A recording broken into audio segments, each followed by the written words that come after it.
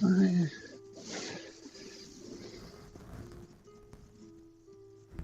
we go. Okay, so welcome to the game. Let's make a start. So, a summary maybe half for Calliope, half for the rest of you, as we're just coming off a 3-week breaks. All 6 of you now were summoned by a character called Kira, and she claimed that all of you were chosen by the Oracle Versi in an attempt to save the land, because something called the Oath of Peace is about to expire. Ever since the first wars where the Dragon Lords and the gods went up against each other, there was a truce, saying no Titans smack any gods, no gods smack any Titans, and let's just get along for 500 years. Unfortunately, the 500 years is almost up, and Versi, the Oracle, told you, man, shit's going to get bad, the world's going to end, all life is going to be extinguished, and it's kind of up to you guys. And she spoke to you all individually, told you what she saw in her visions, and I'll do that for you in just a second, Calliope. And yeah, so you've all got little side missions. I think some of it was shared. You made a decision to go into Astoria, where Kyra told you that the Horn of Balmitria was waiting for you there. And one of the 3 great labors that you had to do was claim the weapons of the Dragon Lords, light the fires of the Mithril Forge, and drink from the Horn of Balmitria. So the first one seems easy enough. Drink from the Horn of Balmitria. Kira tells you that it's in Astoria, so you decided to head there. On the way there, though, Lutheria seemed to come to you in a dream. And you went a little bit mad for a while, running around, looking around, trying to deal with this madness. And that's right where we left it off. But before we get there, back in Versi's kind of cave temple complex, she took Hylas, Theodosis, Morpheus, Titus, and Zamek to one side and gave her versions of what she sees for your future. So, Calliope, if you'd be so kind to go to voice channel 2, and we can just have a private talk between you and Versi. Sounds good? Sure. Sounds good.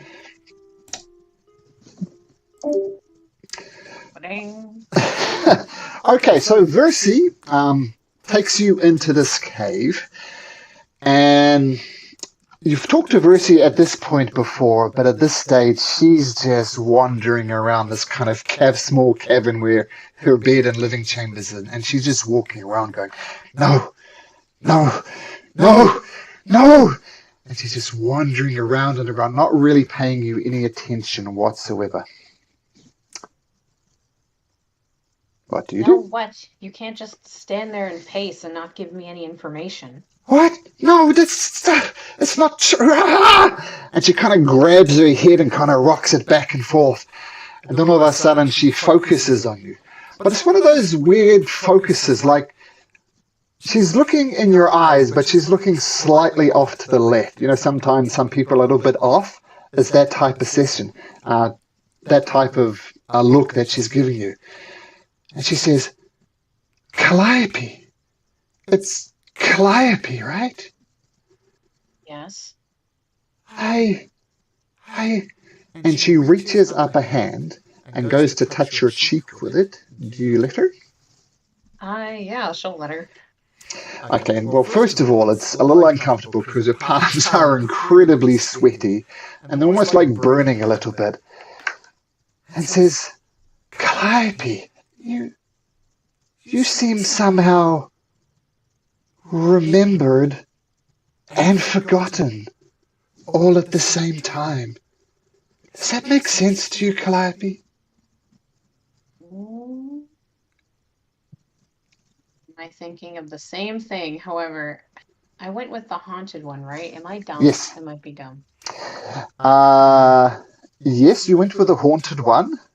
So a brief summary, you had a truly happy life, loving partner, beautiful children, lived in a great house in Mitros, Then Yeah. one day, everything changed. You return home, your house cold and empty, your friends and neighbors have forgotten you, almost as if you never existed. And you kind of struggled with this insanity before Kira called you there. Okay. I was just double checking because it was something because like she lost her haunted satyrs and centaurs. You lost your herd or your tribe. And worse yet, they don't even remember you when you did find them. So we'll pick it up from there. So, Okay. Calliope, you seem both remembered and forgotten at the same time. Does that make sense to you?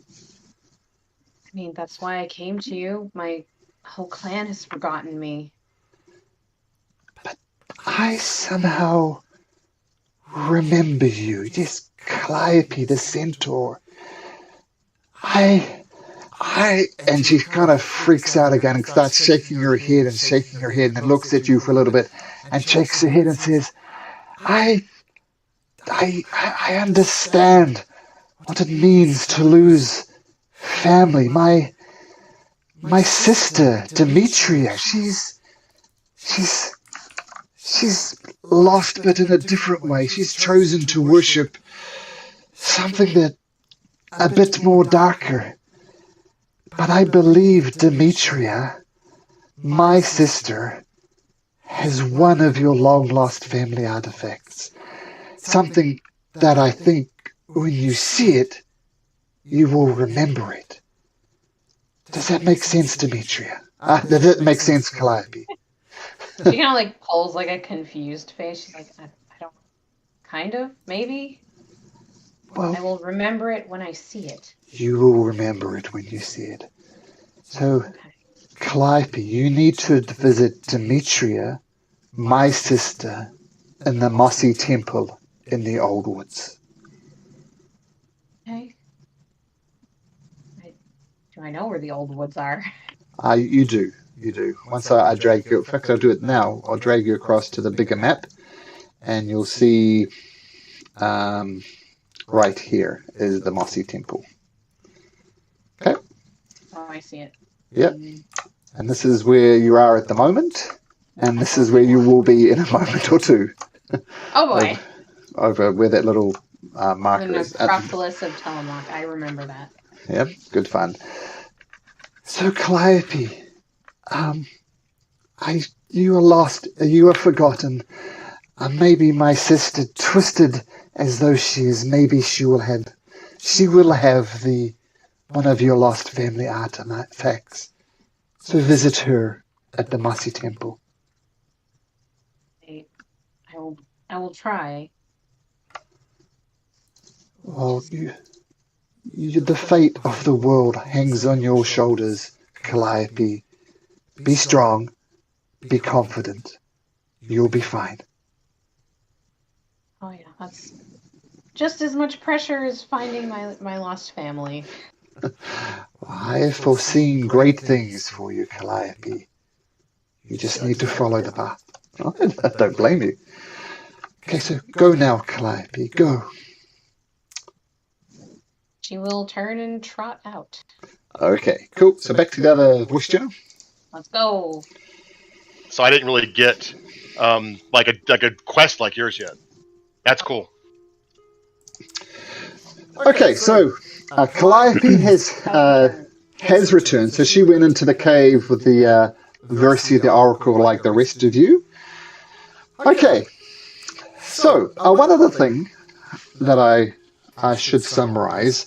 The very first thing was to take on a great boar. And you did defeat the great boar that was messing up sort of the area south of this elephant, sort of around there. And you had a choice of who you decided to sacrifice the great boar to. And two people were quite vocal in the belief that they should leave it to sacrifice it to Lutheria. I believe one of them was Hillis. Who was the other one? I didn't disagree. I said one as good as the other. I wasn't adamant, but I was like, sure. I feel there was someone else. I don't like her so much either. So I was just kind of like, I have no problem with that because she is what she is. Okay. Did anybody else have a strong opinion other than Hillis that it should be sacrificed to Lutheria? I feel sure there was somebody Wasn't else. me, 'cause I did not kill it, so I deferred to the other party members. Okay. Remember if it was Jeff or not. He stepped away for a minute. I'm back. I'm sorry. I was getting in trouble for something I didn't do or something. So it's all good. Sounds about right. I get it. Hey, when the boar was sacrificed, Jeff, it was decided that Lutheria it would be sacrificed to. Were you behind that decision? Did you agree with that decision? God, I can't remember. I think so. Yeah, I think we did. I think I did. So was I think Hillis... Calliope would be fine with that. I think she would protest. Okay. So, actually, okay, cool. Mr. Hillis, over to voice channel 2, please. Okay. Oh no. Doing a lot of bouncing channels. So, right before, remember there's a guy kind of tied up and Lutheria was mucking around with him, like torturing him and saying this is going to happen to you. Right, I'm going to say before that vision happened, Lutheria comes to you in a dream as if she's hovering over top of you. And you look up into her eyes, this beautiful woman, and you're paralyzed. You can't move. And she reaches down and says, "Oh, my child. Very interesting. You're making sacrifices to me. Why did you do that?" I can respond in this dream. I just can't move. Yep. Okay, so before I play this, how I need to play this, is this before I found out that Lutheria is technically not my mother that I thought she was, or is this after? After. You know she's not really your mother in any biological sense like Okay, that. so this is where I have the locket from my grandmother and everything? Mm-hmm. Okay. Well, at first, I believed that you created us. I believed you were my mother. I was honoring you. Oh, I am not your mother, child. I am something else altogether. I have come to find that out. I have come to find out that Sidon is my grandfather and Natalia, my grandmother. Yes, Sidon, he is my brother and my husband. But thank you, Hillis. Thank you for making that sacrifice to me. You are welcome. Hopefully, No regrets? no regrets. I did what I did then, as I would have.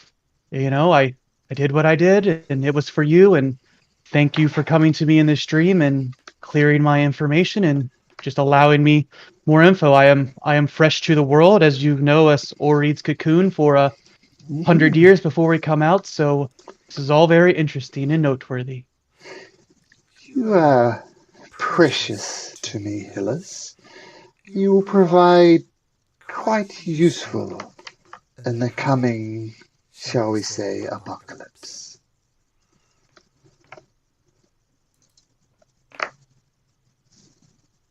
Well, maybe I could be more help with your blessing if you could point me in the direction of a dragon egg.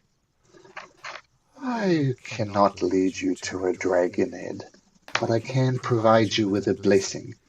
And she reaches down, touches you on the head, and then she vanishes, and then things progress as before. If you go to your character sheet, I've added a blessing of protection there. And it functions like a +1 ring of protection. Let me refresh here. Okay, gotcha. Yeah, it says ring, but it's not really a ring. I just copied it from a ring of protection. Okay. And it doesn't require attunement. So you notice it gives giving you +1 to your armor class and +1 to your saving throws. Oh, okay, cool. That's what you get for sacrificing to Lutheria. Okay, All right. back to the other voice channel. British. Okay. Okay, I'm doing a lot of bouncing around in private channels. So, Jeff, come with me. What am I doing? Am I going to 2? You're going Yes, to two. sir. Oh, you're on a 2. Come on over, good sir. Okay, so firstly, Jeff. So, Zemek decided to sacrifice the boar to Lutheria. That's correct? Okay. So just before the other visions where you saw the man tied up and you all went a little bit mad afterwards, just before that, as you're sleeping, you're lying on your back and you wake up and you can't move. And you see this beautiful raven-haired woman kind of hovering above you, looking straight down on you and says, "Oh, Zemek. Thank you so much for making the sacrifice to me, Lutheria.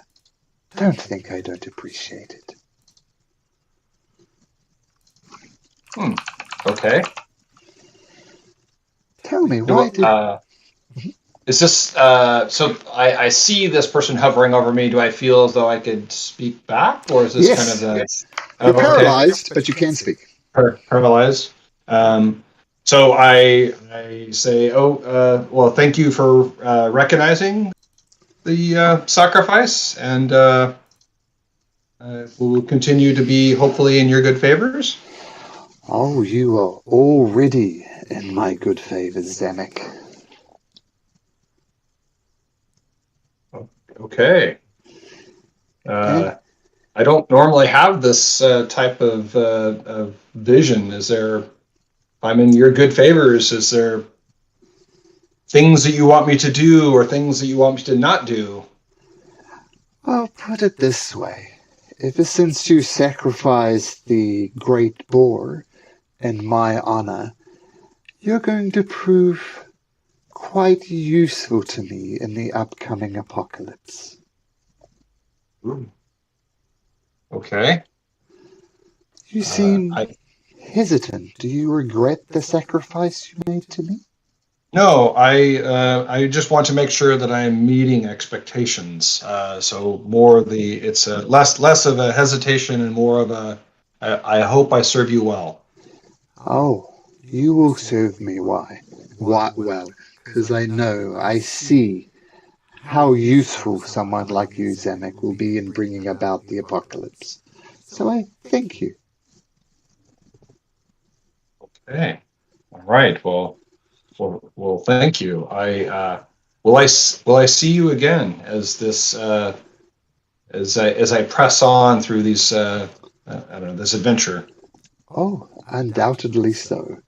I'll be watching you very closely, Zemek. Look for me in your dreams. Okay then. Thank you. I have a gift for you, Zemek. Hmm. As a thank you for the sacrifice you made in my honor.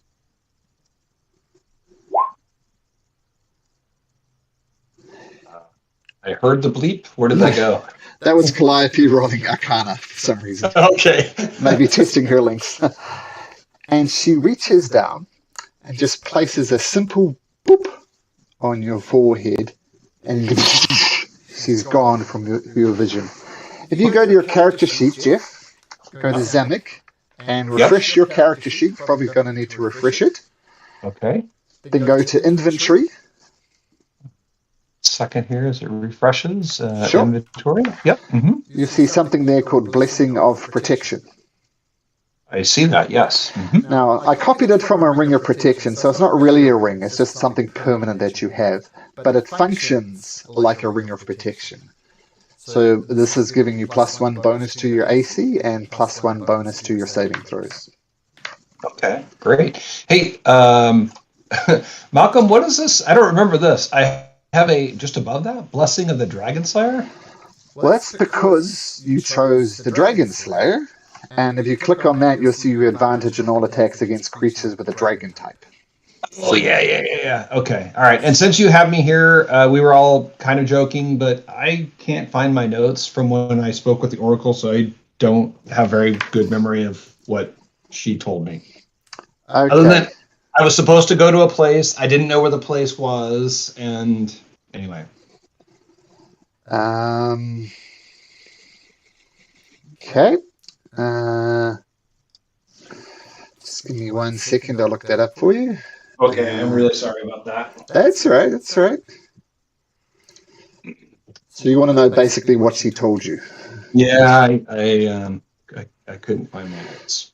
So she told you that you're destined to become the bane of evil dragons, and that you must seek out the Forge Keeper in the Mithril mines to learn more about the artifacts that you'll need to defeat dragons. Okay. Bane of the evil dragon. Seek out the Mithril mines. That sounds familiar. And what was the Forge Keeper? That's who I'm seeking out. Yeah, the Forge Keeper. Yep. Okay. All right. I got it. Awesome. Thank you. Okay, I'll send that to you in Discord, actually, just so... Okay. So imagine I you're appreciate frantically scribbling down notes at the moment. Yeah. Okay. Just get the... Yeah, so you should see it in Yep. Discord now. Okay, back to the other voice channel. Okay. All right. See you over there. Okay. It was easy to fix, but it was like Oh my god! Yeah, we had a leak in our roof. I mean, a little minor storm, and a bubble formed on the side of my wall. And thankfully, it wasn't a big storm. We got it fixed and repaired. But it's like, yeah, that's scary when you see like stuff in the house, water coming. It's like, oh, good lord, what are you gonna do? All right, we are all back together now. Okay, one final thing, just to bring Calliope up to scratch. You also all took an oath of friendship together, which is bind you. So, like if Morpheus does something cool, you all share in his glory. If Morpheus does something incredibly dumb, you all share in the dumbness as well. So you're all kind of bound together in this oath of friendship. Okay, so after going a little bit crazy in the night, some of you running away, some of you going into the fetal position, we'll pick it up early the next morning as you awake. Despite an odd evening, you're all thoroughly long rested. So, Chosen of the Oracle, what would you like to do? I think Yeah, we talked about going to Astoria, is what you're talking about. It was for your quest, Eric, and it was time specific. I think well, I think it was because it was closer. I don't remember if it was time sensitive, but yes, the Oracle told me I need to speak with Pythor, who is my father. Mm-hmm. Whether he chooses to claim me or not. The other and that's the same father that brought you back from death, right? That said he's not doing it again? Yes. Yes, you did die. Yeah, and the other thing was, Kira told you that one of your great labors was to drink from the horn of the horn of Valmitria. And she says that her buddy Aesop has it in Astoria, so there's two good reasons to go there. Oh, yeah. That's right. Is that horn the bottomless dragon horn, Malcolm? No, it's not bottomless. It's horn. Actually, let's start this off for a second. Let's get a first roll for the year. Everybody, please make me a history check. Ooh, history. Okay. History. All right. Titus, above average. Oh, look at that. Oh my. Look at that 19, boys. So I'm going to say, have everybody there? So I'm going to say Calliope and Theodosius. Maybe a little bit of Morpheus as well. You have you know the history of the lands a bit better than most. And during the First Great War, one of the Dragon Lords, whose name has temporarily escaped my mind, rode the great dragon Balmetria in battle. So Balmetria is literally a dragon, and so this is the horn of the dragon that fought in the First Great Wars. Like one of its horns that was like snapped off. Pretty much, yep. Became a magic horn. So you've been tasked with drinking from the horn of Valmitria. All of us, or just one of us? All of you. All of us. See, that's why I was asking, Malcolm, because my notes say that Oracle told me drink deep from the bottomless dragon horn. Which I think is the horn of Belmetria. Yep. Okay. Yep, you need a drink from the horn of Belmetria. So those were the two reasons. I mean, we're doing a lot of stuff here, but we haven't paid for technically 3 weeks. Not surprising. So off to Astoria. Hi ho, hi ho. Okay. So the path to Astoria is fairly straightforward. And as you approach, it's that some of you have probably visited Astoria before, but the settlement is nestled between the cliffs of a rocky gorge. Actually, why don't I bring you across to the map of Astoria? There we go. So this is Astoria. Should all be able to see this. So, the north wall of the town is part of a stone fortress and protects the town from the dangers that might come from the steppes. Houses, taverns, and shops of all kinds sprawl down from the fortress, filling much of the gorge. The northern wall is defended by a legion of soldiers, while the southern gates admit a steady stream of travellers and merchant caverns. The road that runs south from the gates is lined with roofed inns. And as you're approaching the city from the south, you encounter a caravan of merchants who are also headed towards Astoria. With them are the very first domesticated animals that you've seen in a long time. A herd of bony oxen lumbering along the dusty road. The merchants seem tired, worn out, passed by the trials of life. And they look at you and kind of nod, give you simple greetings.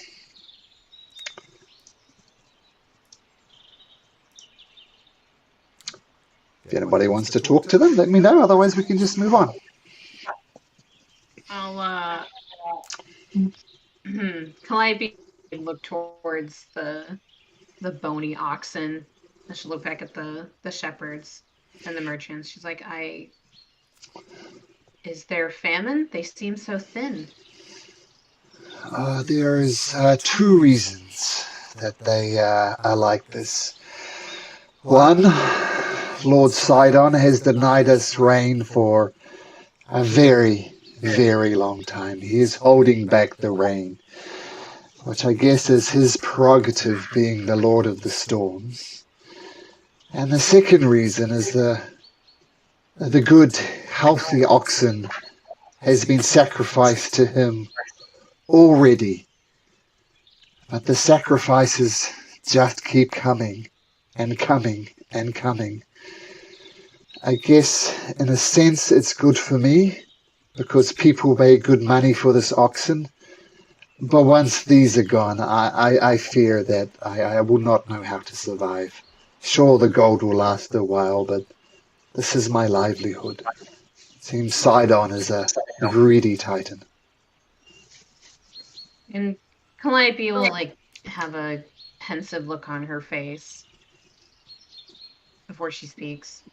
Well, perhaps it is not quite the end of your livelihood. You know how to deal with oxen and other hooved animals. Why not look into becoming a farrier? A farrier? Remind Malcolm what a farrier is. Oh, they are the people who tend hooves of animals, cows, horses, oxen. They trim their hooves. They give them shoes. Well, that is an interesting proposition, my lady.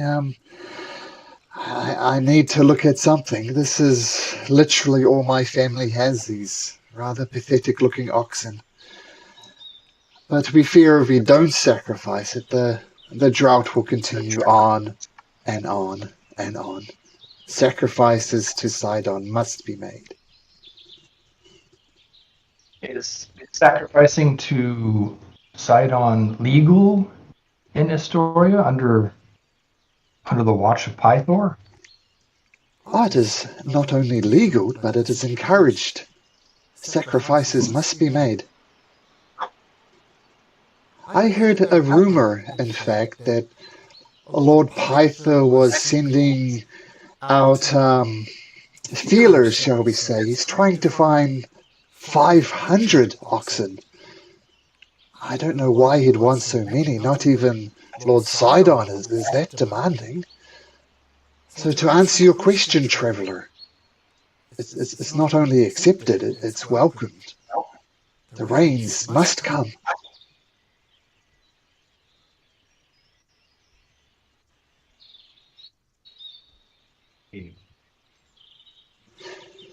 And with that, these merchants, these farmers, they take a deep breath and start trudging their way into the town proper. Malcolm, Yes, are we sir. in the town yet, or just outside the town? Just outside the town. Okay. Morpheus is going to make sure everyone sees him, and he's going to look at everybody, and then he's going to cast disguise self, and he's going to look like one of the average merchants or people that he's seen around, just kind of an amalgam, not like anyone specific, and cast disguise self on himself in front of everybody, and then turn around and just start walking towards the town like we were going. Okay. I know why you might do that, and I think that's a good idea.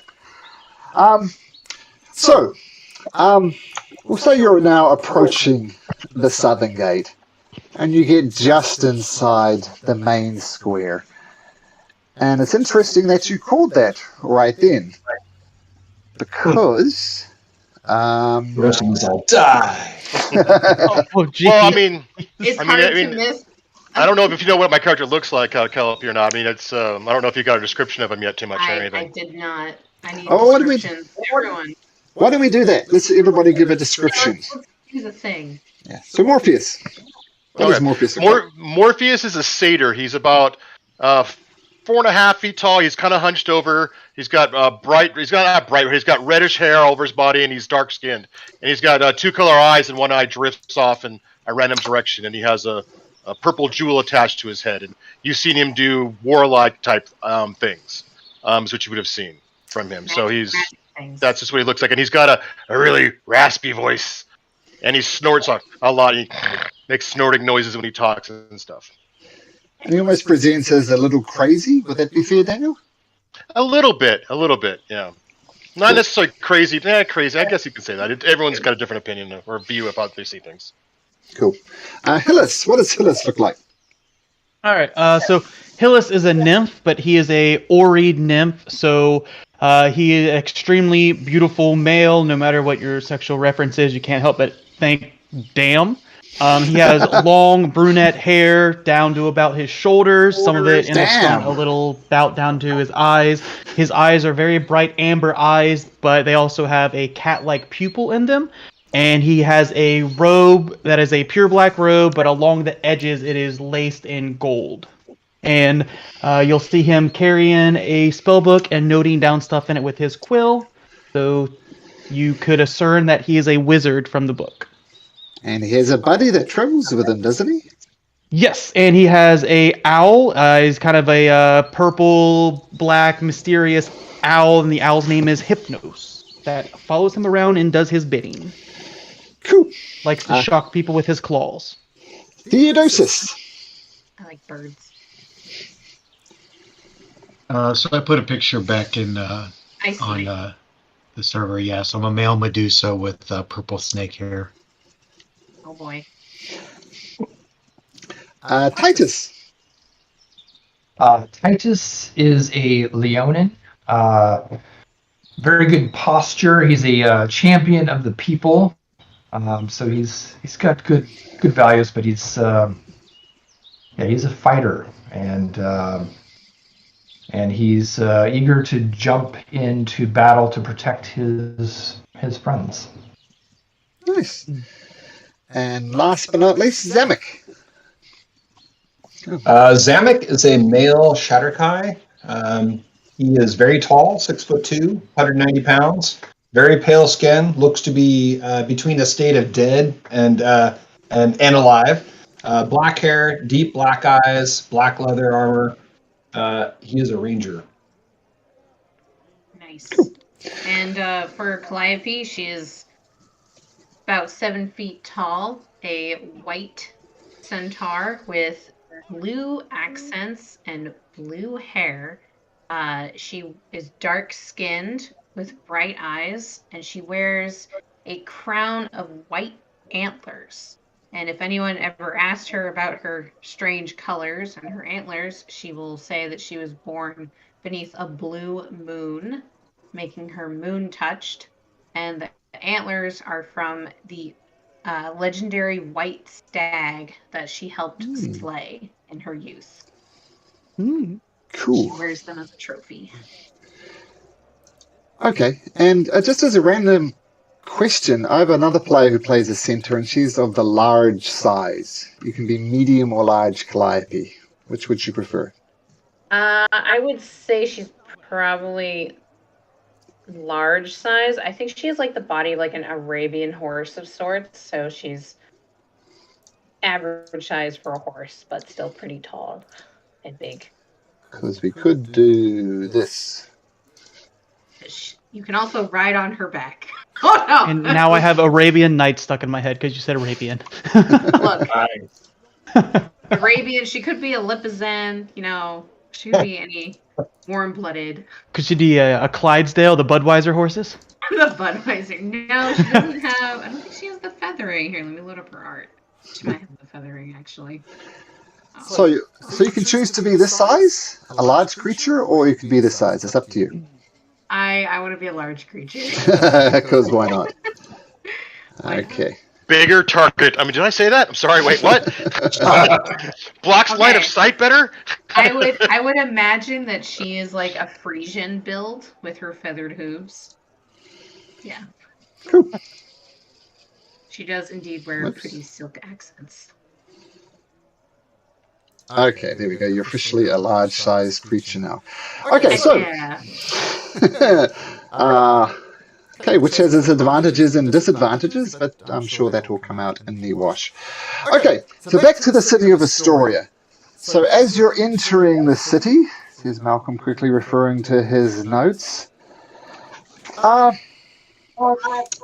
Theodosis, can you make me a dexterity saving throw, please? Oh no. Already? What? Yeah, let's see if I can or not. Yo, look at you go. So, just as you enter from one of these households to the left as you enter in the city, 3, 4, 5 tomatoes kind of hurtling in your direction. You see them just in time out of the corner of your eye, and you dodge out the way of them. And they say, "Oi! We don't want you here! Why don't you piss off? We don't need your type in Astoria! Get out of here!" This is normal. I'll pick up a tomato and fling it back at him. Make it just make me a dexterity check. We'll pretend that's a saving, an attack throw. And the commoners are not that hard to hit. But you managed to miss. It flies and just splatters through. And you go, and one of the ladies out there, "Look, it's the cursed one! He'll bring cursed." Oh, we're cursed? Yep. Hey, the cursed one. He's the cursed! I saw him in Mitros, and I swear on the gods themselves, when he walked past, the sheep died, the cattle died, they just fell around in death around him. Here's the cursed one. You have no memory of that, Theodosis. Here's the cursed one. He needs to leave the city. And they hurl another tomato at you. Make another dexterity saving throw. Once again, you definitely dodge out their way. "Get out of here! We don't need you. We don't like your type here. You're cursed. Get out of here!" Can I intervene and hold my shield up to help protect from these tomatoes? And Theodosis, perhaps you should put up your hood. And Suppose. Hilius, thinking this is just what happens because he's so new to the world, he's going to cast Mage Hand. The Mage Hand's going to come out behind the shield and fling a tomato back. Okay, make just a dexterity check. Ooh. should be unarmed, I think, but this is fine. Oh yes, the tomato hits one of these ladies right in the mush. You don't know this, but whatever the Greek equivalent of the name Karen is, these are Karens. Karenika or something. And as this tomato I'm gonna look it up now. splats in her face, they go, huh, the cursed one has brought protectors of the cursed here. And she starts shouting to the street, watch out for these people, they'll bring doom and calamity to the city. Telling you, doom and calamity. And after that, Calliope is going to like half rear up and slam her hooves on the cobblestones. Mm-hmm. And she's going to call out, silence! That is enough of your heckling. Intimidation check, please, Calliope. It's gonna be shit. Oh! We're not! Oh! Well done. There we go. You get confetti. You get cheers. Well done. She will But that, continue to say that we slew the great boar, and that deserves some modicum of respect. one of these ladies wipes the tomatoes off her face, and they both scurry back inside their house. She snorts. Nice. Well, it's good. Good start. Okay. So with these, oh, I can't say that. Katerine? Whatever that is. Yep, but I looked it up, like I said. I have a good friend called Karen, and I almost feel sorry for her. She's a lovely person, and unfortunately the name has taken on a whole different meaning. Okay, so you continue along the main path of the city. You can't help but notice there's a big, huge palace up here, so without doubt that's probably where the king is. And you're about to, just getting your directions, looking around these big trees. As the streets grow more and more crowded as you enter the city proper, travelers and citizens mingle, exchanging both goods and gossip. Now, guards line the street, though they are much more concentrated around the city gates, especially the northern gate. And despite their attempts to appear stoic, you sense they are restless about something. A small detachment of hoplites moves towards you from the north.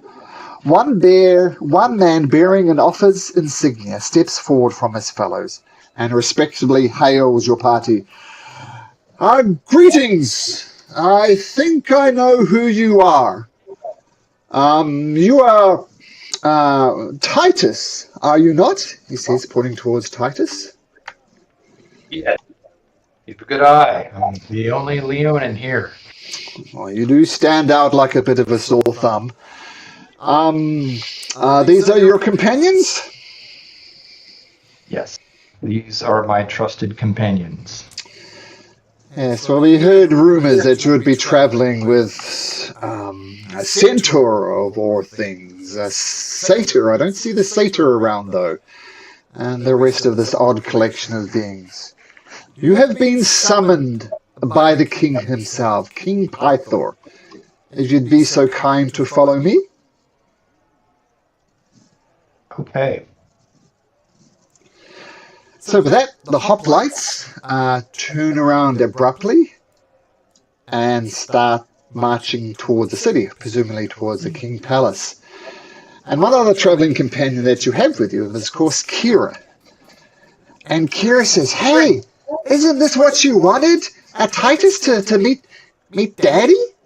What do you think? Are you excited? I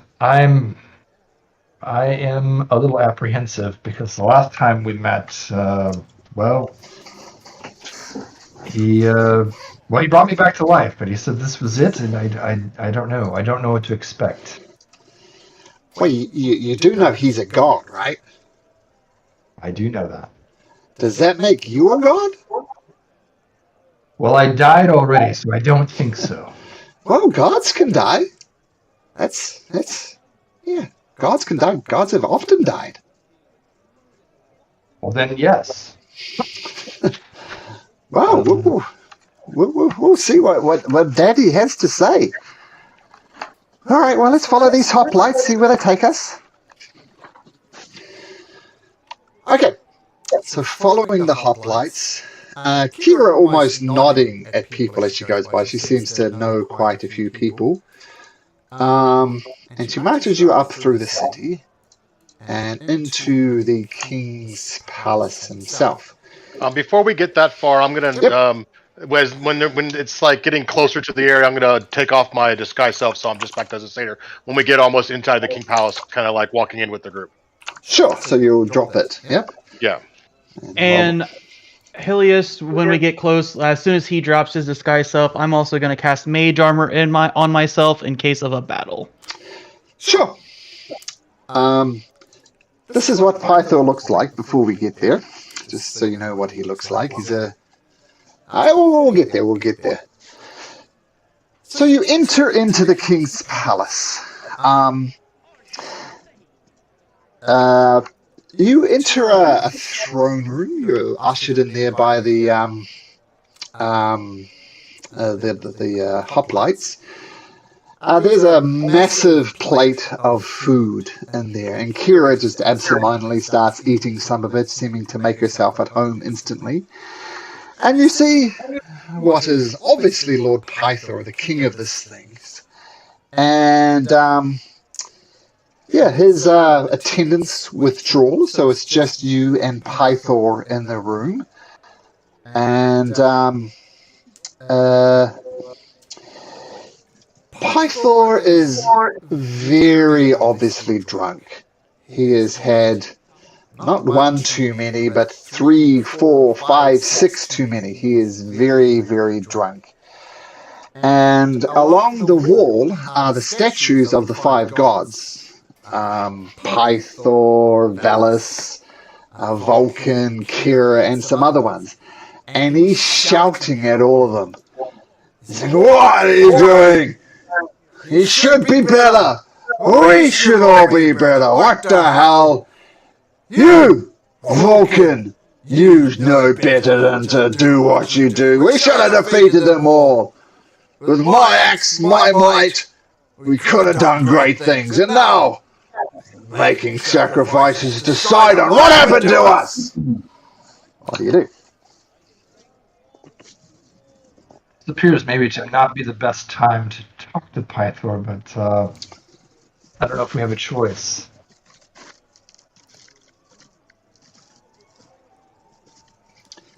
You're still shouting at the statues.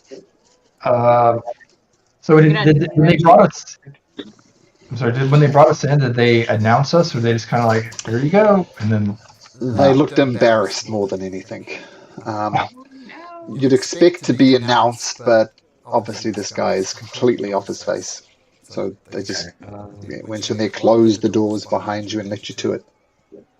I'll nudge Titus and be like, "Do you want me to send the owl to distract him toward us, or do you want to handle this?" I guess I'll just say we're here, and I don't know if we'll get another chance since they let us in. So if no one's opposed, I will just draw his attention to us.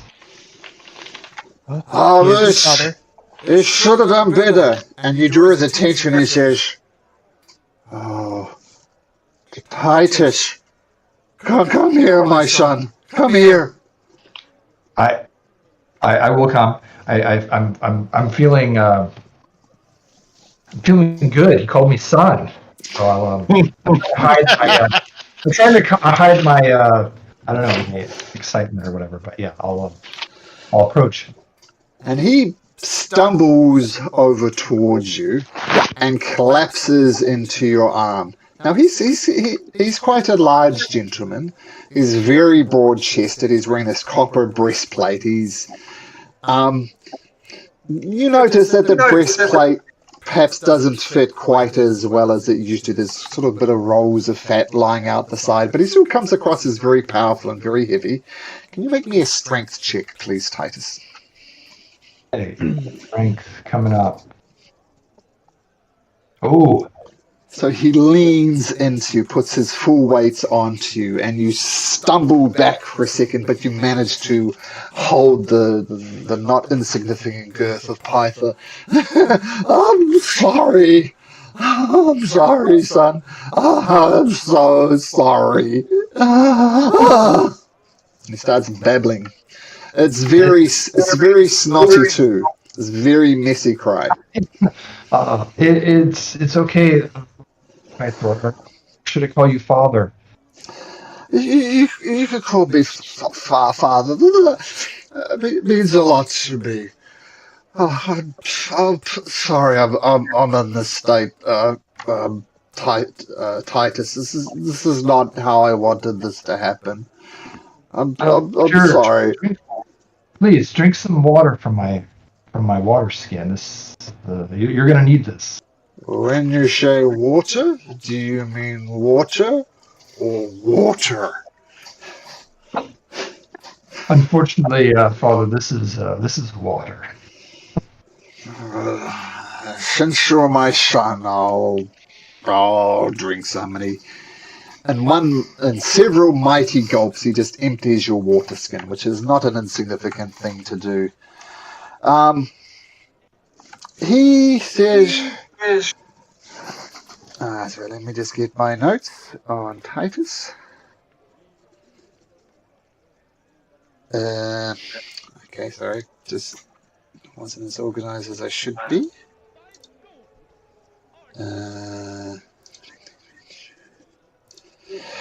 Okay, so, oops. Yeah, so he's obviously recognized you, which is something. And he says, "Oh, did someone ever tell you who your mother was, Titus?" No. Actually, Eric doesn't know. I don't think so. No, Can't remember. both Yeah, Eric and Titus don't know. Okay. All right.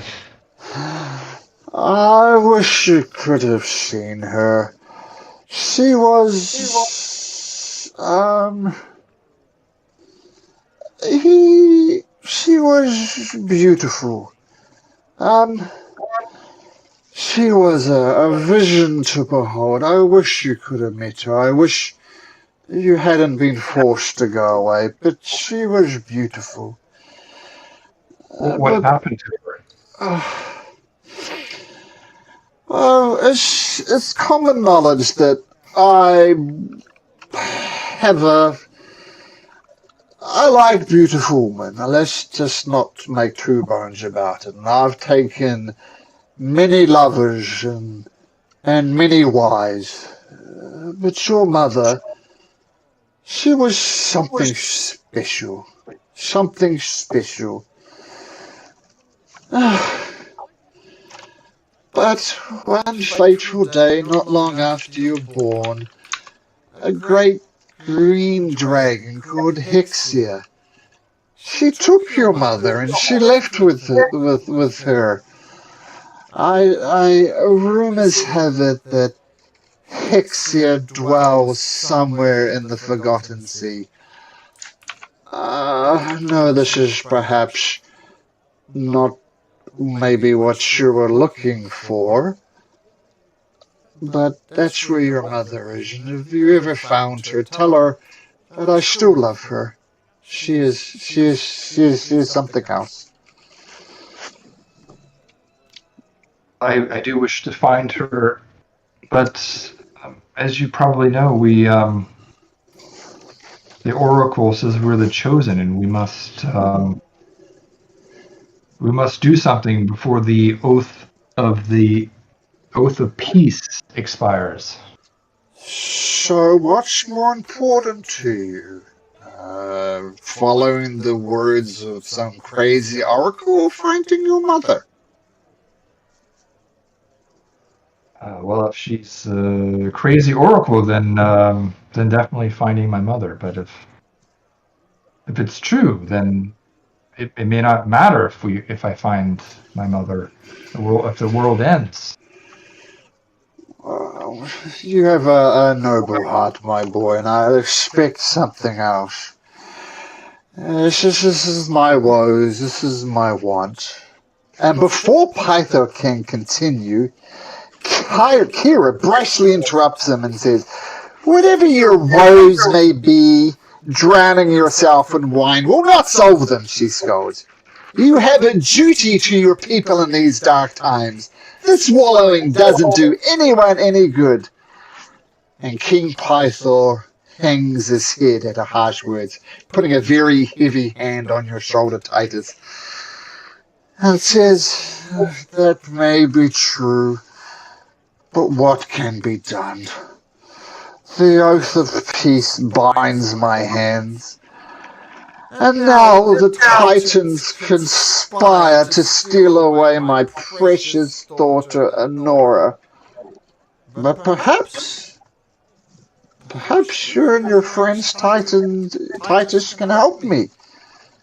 Do you think you could help save your half-sister?" He grabs the wine and starts drinking it, not bothering to use a cutlass. Half-sister? Ash. Who is my half-sister? I didn't know. Her name is Honora. I see lots of your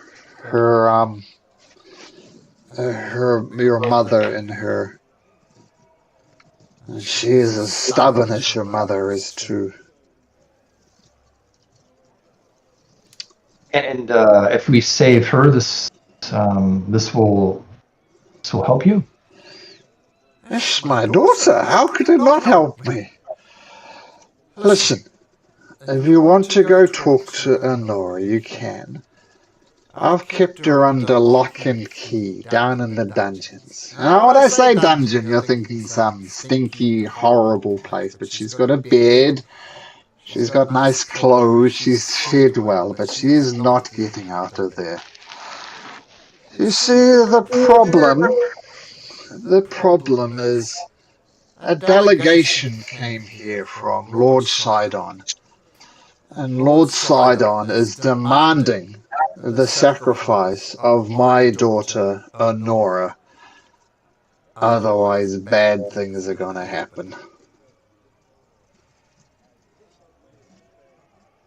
Just to the north of here, there's a band of 500 centaurs like you, he says, pointing at Calliope. But these ones are very loyal to Lord Sidon.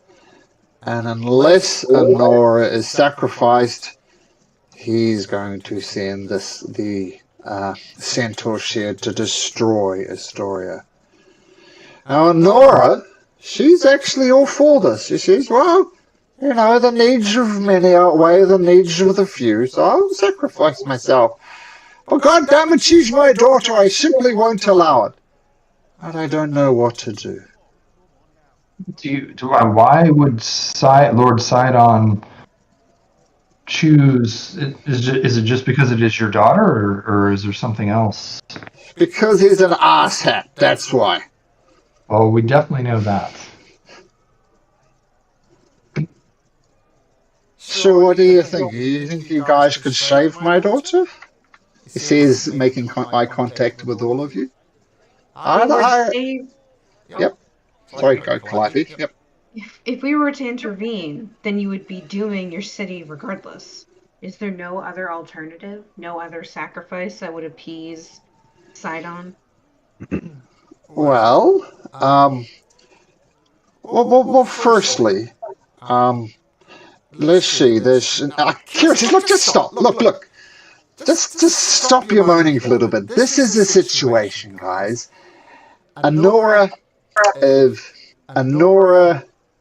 this is what will happen. This is what will happen unless something changes. Honora will be taken down to here, to the rock of Istor. She will be chained to it and wearing a robe and not much else. She will need to survive the night. If she survives the night, great. But unfortunately, if someone intervenes, if you guys start, throwing spells and waving your swords and shooting arrows to save her, then it won't count. no one can intervene. So that's the problem. And she can't take any weapons on there. She can't take any shields, any armor, nothing like that. That's what will happen. It's not as simple as just shooting the things that are probably going to eat her. It's not that simple. Well, grandfather is not an asshole. Maybe I can pray for him to watch over her. If he's indeed your grandfather, that's fine, but he's still an asshat. He wants to sacrifice my daughter. You don't think that's enough to be an asshat? Mage hand a tip over his drink. You tip it over? Yeah, I tip his drink over. I mean, You can certainly try. I guess make a general dexterity check, and also you have to beat a 5. Do you want this to be sleight of hand? Because I'm trying to do it discreetly, where his drink just tips over. Sleight of hand, sure. Okay. What did you roll, my... 17. I got that red, your connection to the server. Oh, wait, I got it too. I think roll 20 might have crashed. Yeah. Reload I haven't roll seen 20. that before. Oh, I've seen it before. Oh, okay, so it's not just Roll me. 20 is a little twitchy sometimes. Hasbro's trying to take down Roll 20. They need them No, out of the man. picture. No. It's a hit job. The assassins are out. Okay, well, luckily a lot of this early session anyway is going to be theatre of the mind as we do some role-playing stuff. But now I tried to refresh Roll 20, but it's definitely not getting any better. Yeah, I made the mistake to do that too. It was 17. 17 Oh, sleight of hand. 17. So his drink tips over. Oh, and Kira said, well, there's a surprise. The drunk guy drops his wine. Surprise, surprise. Honestly, Pythor. But to answer your question, Calliope, there is a delegation here representing Lord Sidon. If there's any change to the sacrifice, that'd be the people to talk to. Right? That sounds like a good place to start. Well, we could talk to Honora first, since we're here. That might help. My roll 20 came back. I don't know if yours did. Yeah. After refresh. Okay. Mine did too. In fact, yeah. Father, before we talk to this delegation, there is a couple other matters I'd like to talk to you about. Oh, of course. What's up? Drinking from the horn of Vimitri. Valmitria. Vimitria, is that something that you can arrange or help us with? I think it's over at the Dragon's Tooth. Oh, honestly, Python, you're an idiot. You guys, if you want to see it, need to go to the Dragon Shrine. See my good friend Aesop. That's where the Horn of Balmitri is. Don't listen to this drunken old idiot. This is Kathira talking to my father. Yep, Kira. God Pythor. Yep. She's dressing him down. Yeah. Kira, is that wise to talk to Lord Pythor in that manner? He's a drunken idiot. Come on, Pythor, we go way back. No hard feelings, right? Kira. Yeah, he grumbles. I didn't realize there was a relationship there. Oh, we go way back. And he knows that when he steps out of line, Kira will put him straight back into line. But thank you for your concern. Hilius is going to use Mage Hand to tap Titus to look at Hilius, and he's going to try to mouth, like, ask if Hexia has an egg. Okay, well, one of the other things that we wanted to talk to you about, does Hexia have eggs? Do you know this? Oh, what I do know is Hexia is a she, and she is green, and she has your mother. Whether she has eggs or not, I have not the foggiest idea. Well, that is helpful that it's a she. She's definitely could lay eggs. At least I think that's how it works. Look, Titus, I've given this talk before, but you are familiar with the birds and the bees, right? If not, would you have father to son talk? Or what do you say? I know a little about it. I think I know enough, but thank you for the All offer. right, I just thought I'd say. I just don't know about dragons how that works. Other than a female dragon probably lays the eggs. Yes. I don't And think we need to be discussing about how dragons reproduce. If she has a nest of eggs, that is what you want to know.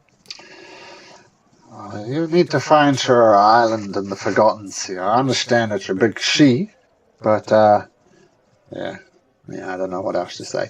I will say at this point as well that I'm going to say that a Calliope, being a centaur, you know that one possible solution to this would be to challenge the centaur chieftain to combat, kind of like in a match of honor.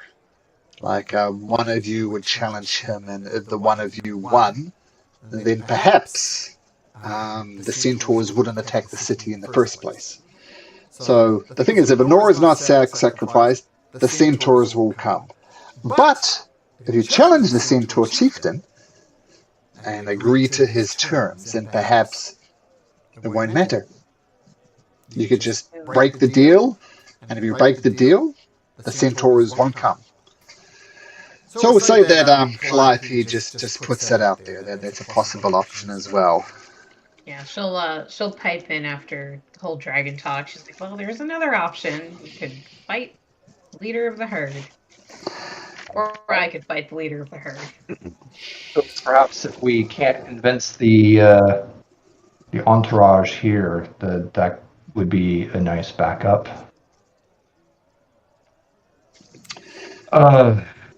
Was there anything else? There is one other topic that Titus wants that I would like to bring up, but friends, is there anything else we should ask Pythor before we depart?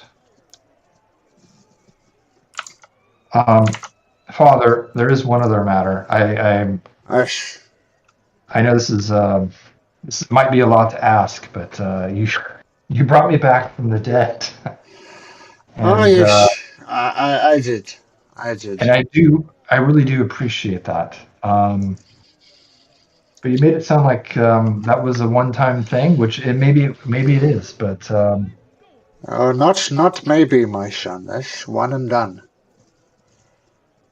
fair enough, Father. I didn't expect it the first time, but I thought I would at least bring it up. So be careful. I will.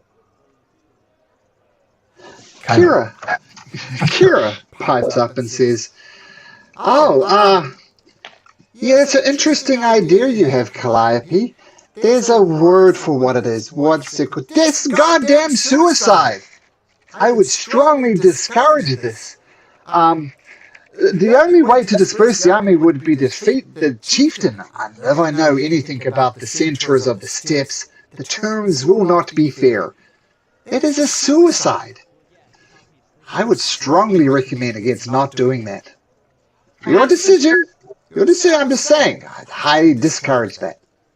I am aware of how some chieftains may try to turn the tides in their favor. Perhaps he would do so against somebody not of his kind. But if I were to bring the challenge forth, perhaps I could negotiate more even terms for a fight. Oh, maybe. Are you a fighter yourself, Honora? You seem more like a holy woman to me. I aspired to be once, but my calling led me more towards spiritual and magical aspects.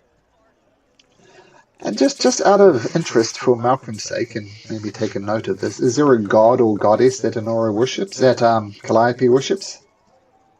They looked, I would say they're equivalent of the moon goddess that exists in Theros, but there isn't unlisted, so maybe you just reason it out to Artemis. Okay, cool. All right, guys. Well, what's the plan? I would like to speak with Honora, and then we should probably talk to the The entourage of Sidon. entourage. Yes. All right.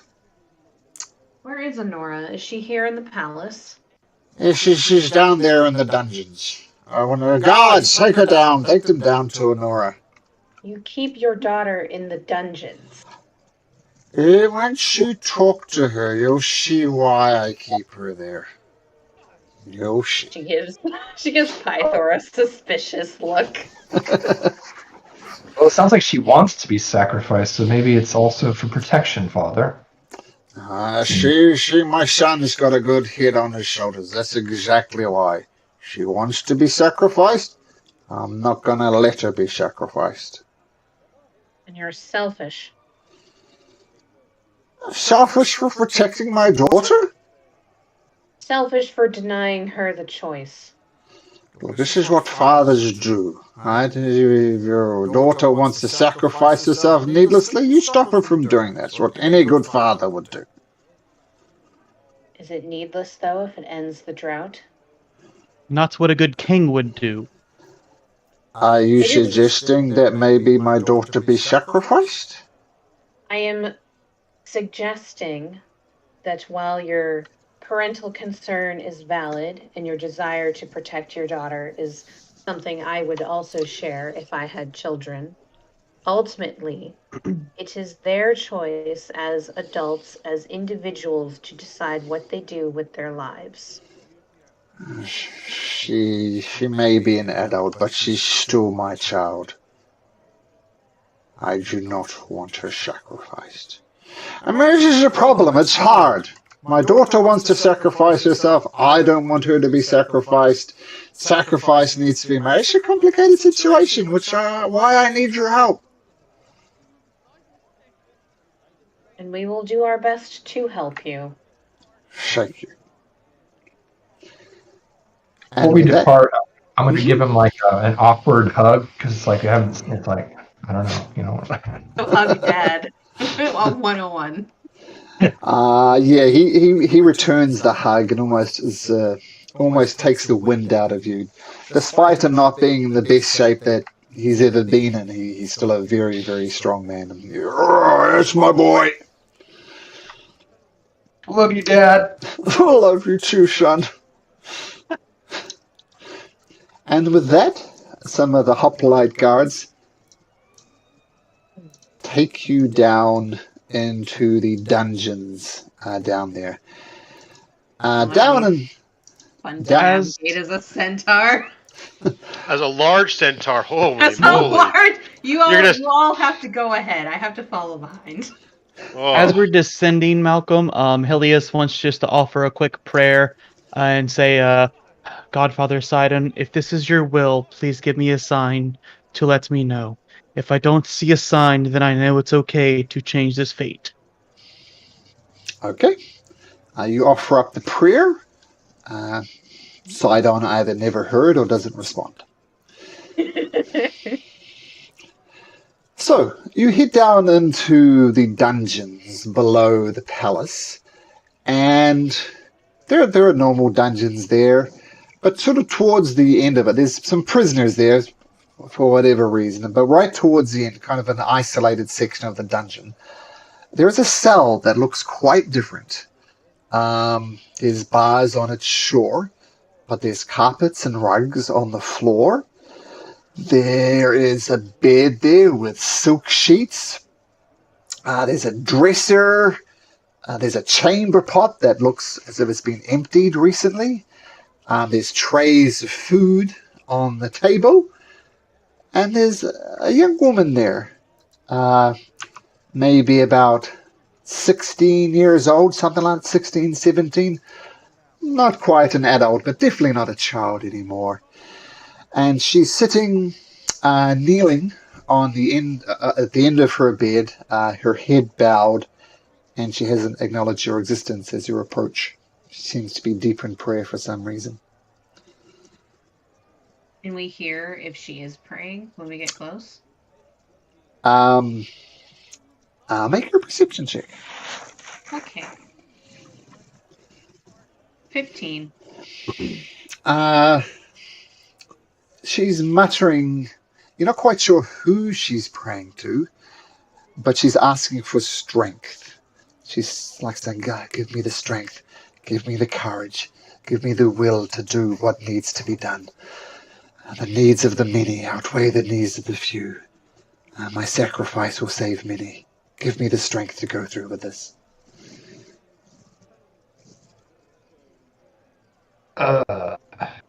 Anora, is that you? Oh, I'm I'm sorry. I did not see you there. Yes, I am Honora.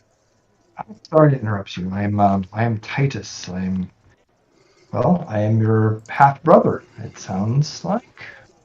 Oh, Titus, I should have recognized you. Pythor has been talking nothing but the return of the prodigal son, as it were. And yes, I am your half-sister. I wanted to hear your side of the story.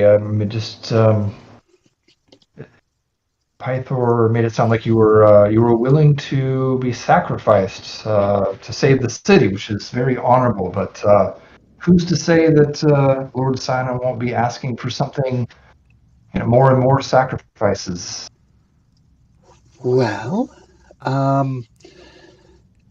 you see, there's been an oath, shall we say, by Pythor, and he is bound by the terms of this agreement, unless Lord Sidon himself changes his mind. And the math is simple. The city has thousands of souls living here. I am one person. Does that not make sense? Can't argue with the math, but there must be something else, some other type of agreement than just to sacrifice a soul to save the city. That's the part I don't understand. Why Lord Sidon wants this. Lord Sidon is malicious, shall we say. His confidence is growing as the oath of peace draws to the end. And he looks around at the rest of you, saying, doesn't this make sense? She locks her eyes on, let's say, Morpheus. Doesn't this make sense to you? One life for thousands? Let me think for a second here. Sorry, I wasn't expecting you to call me. I was just listening to Titus and how you guys are interacting. That's really got me off guard.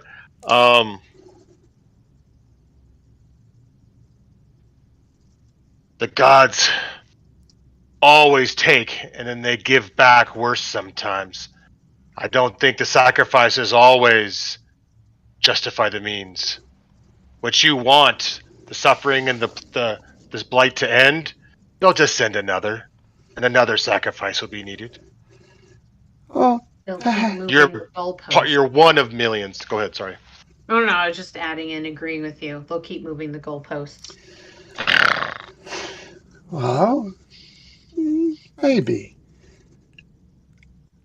Let's say that you're right. The goalposts are moved. My sacrifice will still save the lives of thousands for weeks, months. That's all your life is worth? Weeks and months? Prolonging something? Thousands of people will survive for months on end. Far more months than I have if I died of old age. So even if it just delays the inevitable, it is something I am happy to do. I will make this sacrifice. What do you say?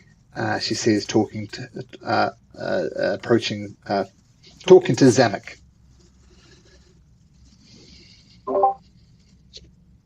I don't know about these things. I'm just not. I'm not sure. What are you not sure about? Do you think one is not worth 1,000? I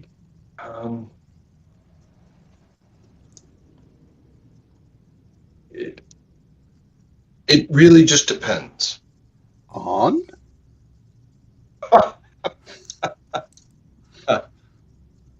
It depends on the value of the 1 versus the 1,000. Well, Lord Sidon, he thinks that, if I don't do this, the centaurs will come and massacre the village. He thinks my life is worth something, What would you do if you were in my shoes, Zamek? I'm not I'm not certain what I would do, but I understand that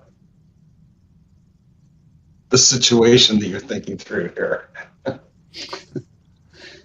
Fair enough. What about you? She says, looking at Hilius, sorry. Hilius, his quell out, just kind of noting remarks down, looks up. Well, you are correct. The math checks out. The king is not being a king. The king is thinking of as a father, and because of that, the whole kingdom is suffering due to this.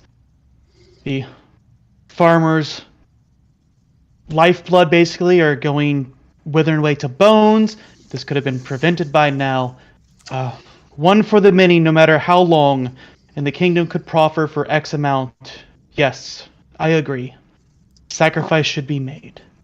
Oh, I am glad that one of you is seeing sense, at least. What about you, Theodosius? You're being quiet. What's your opinion?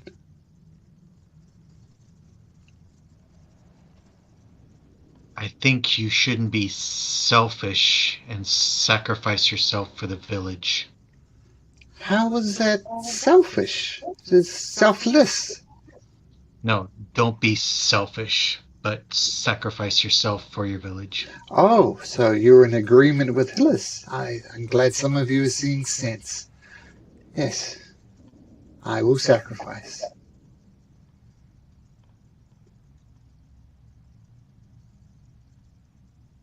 Do anybody else have any questions for me? Because I am going to do this.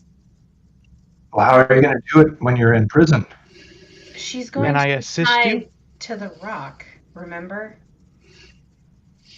Well, I don't think our father's going to let you out of here. I mean, I'm not too sure Pythor will have much to say about it if Sidon's followers storm the castle about it. But also, I mean, who's to say she's sacrificed? This could be a testament of faith to Sidon to do as I say, put your daughter here, and then maybe nothing becomes of that. And at that, Calliope kind of scoffs at the idea.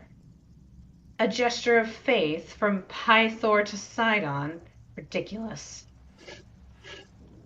What's that story in the Bible? Who sacrificed his son until God said psych? It was It was Abraham who was told Abraham. to sacrifice his son Isaac. Yeah, there we And when go. he went to deal the blow, God was like, "No, I see that your faith is true. You do not have to kill your son."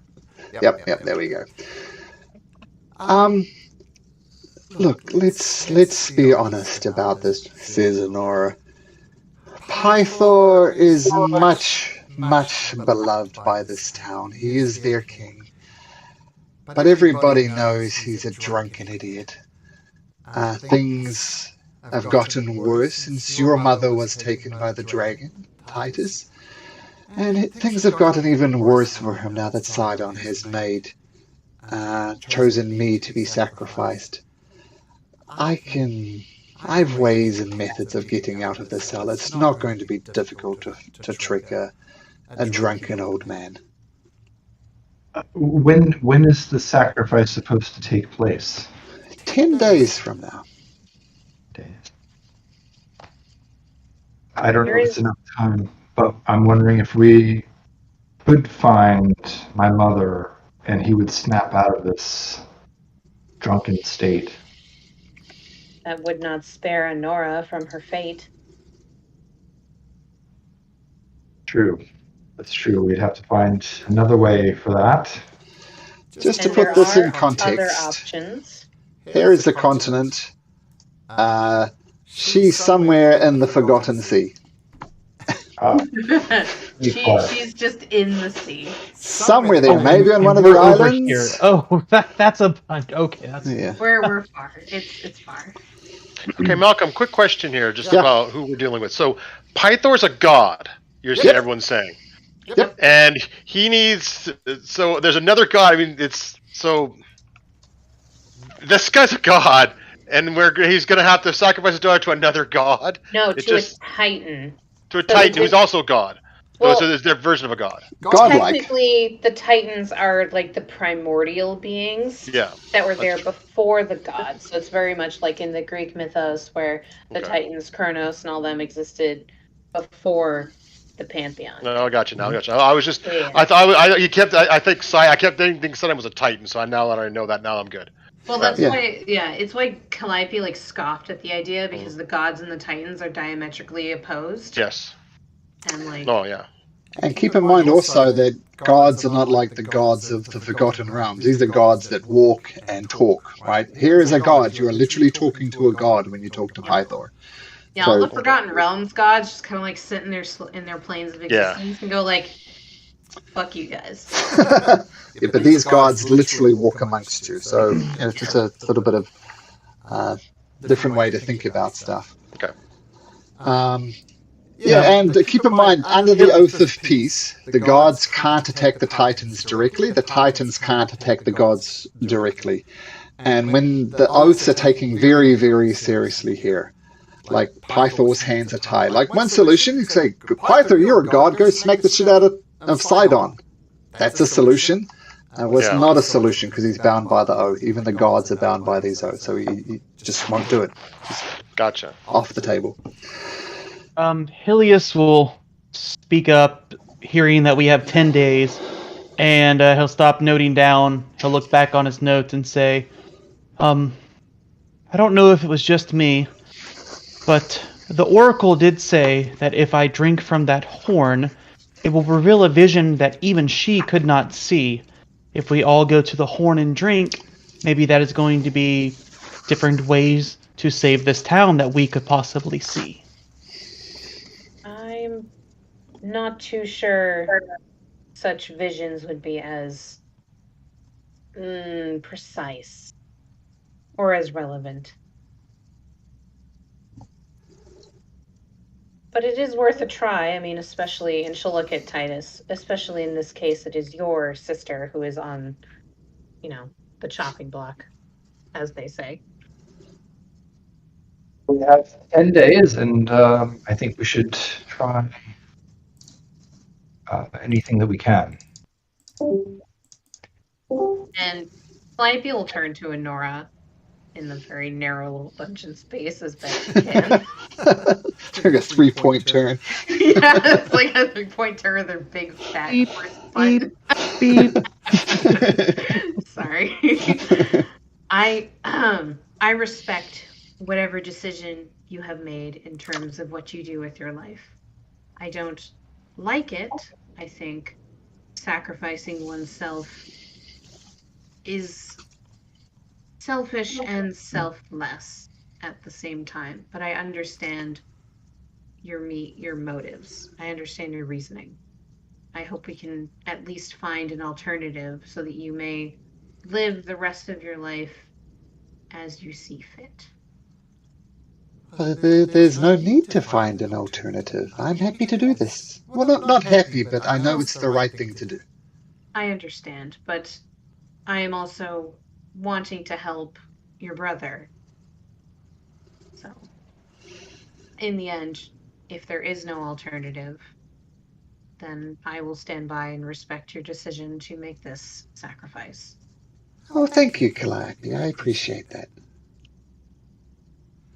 Nora, Brother, what are you thinking?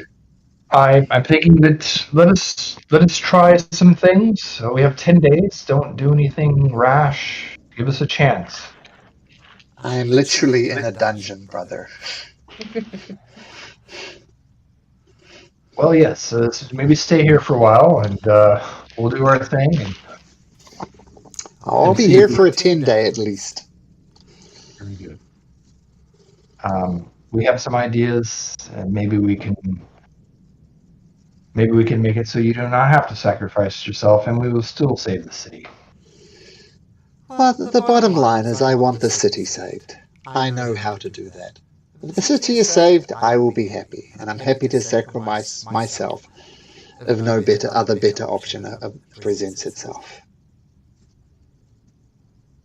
I agree with you that I also want the city saved, and we will do what we can to save it. Thank you. Helios will reach for the bars to kind of grab her hands in a comforting, like, prayer-like way, if she allows it. She does. Ah, you are wise more than your father. You care for the kingdom, and you are not selfish. May Lutheria grant you guidance in this decision. Lutheria? I don't want Lutheria's blessing. What? I keep strange company, but we have a common goal. That's very weird. I don't want Lutheria's blessing. I mean, her and... Blessing either. If her you and make the Sidon. sacrifice, then she will comfort you in the afterlife, so... I don't want her comfort in the afterlife.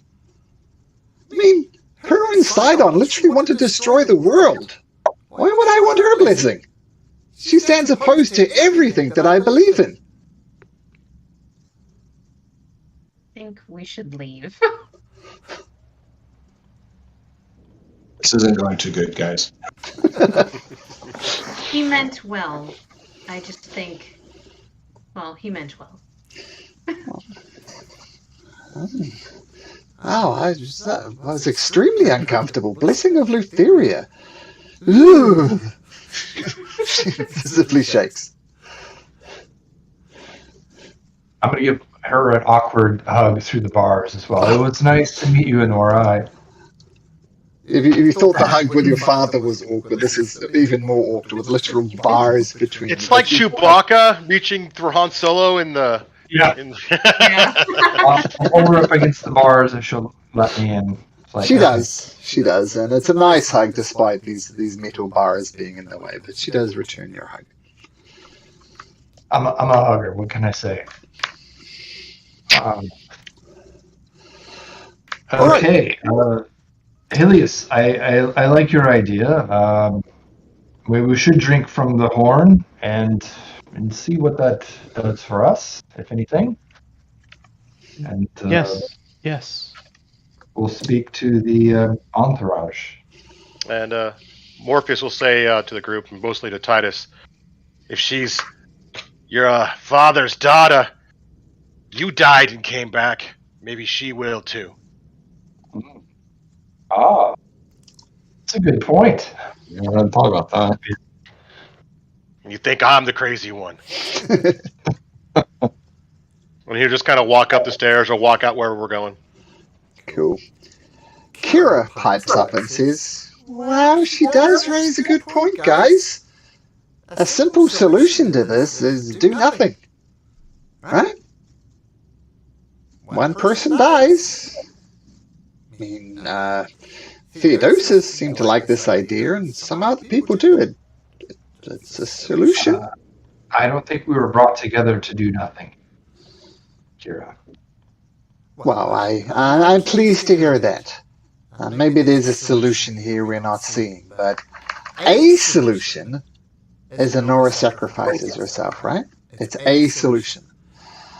Another solution that Calliope mentioned was, challenge the centaurs to a duel of honor, but I think that word is suicide. He will literally twist the terms and conditions, makes an impossible situation to win. That's an option. Anyway, what should we do next, guys? Should we see my old mate Aesop? Or the asshole Gaius, who's leading the delegation of Sidon? Why don't... And she'll look at Hillis. Why don't we head to the horn first and test out your theory? Yes. Let's drink from the horn first. There's plenty of time to make other decisions. Okay.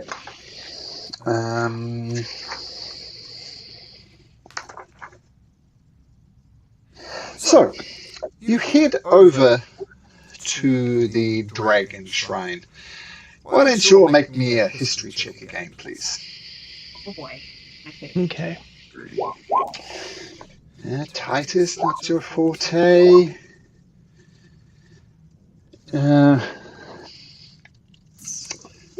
Morpheus, are you okay over there? That +0. I'm not the wisest guy in the world. You're not the No, smartest come guy on. either. I don't know how Yeah, you but know Zamek that. tied me with his +0 and my +7. That's kind of bad for me. I mean, I have an 11 in intelligence, so I'm smarter than the average villager. Valid. That's not the flex you think it is. No, I'm an average villager. You're right, actually, that's true. Damn it, you got me. See, I was slow on the uptake too on that one. Damn, called out in 4K. Malcolm Savage today. So let me have a look at those numbers again.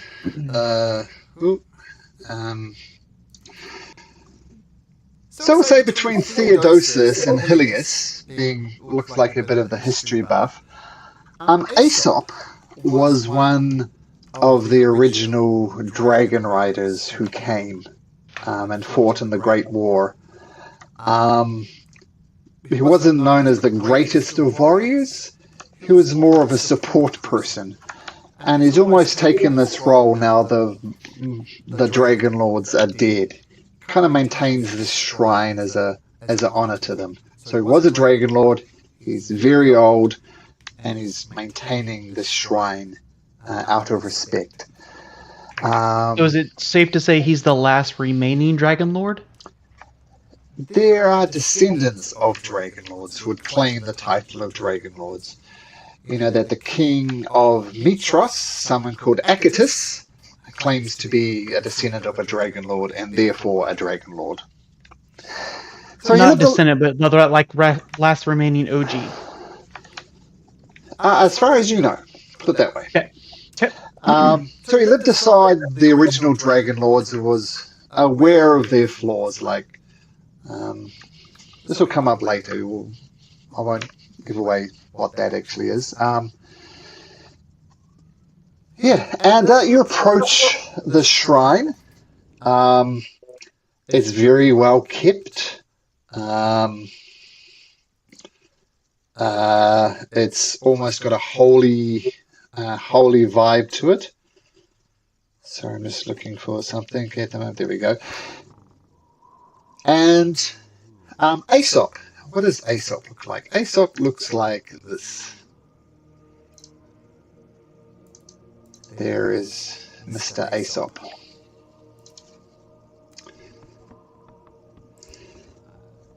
And he says, expecting him to have an afro. Yep, he doesn't look too old. Well, he's also very, look at his ears. Maybe his ears will give away where his heritage lies. Gotcha. He's an elf boy. And he says, "Oh, hello, Kira.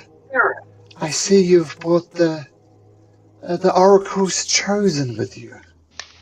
I've heard about your deeds already. The killing of the Great Bull. And welcome, friends. Welcome to the Dragon Shrine.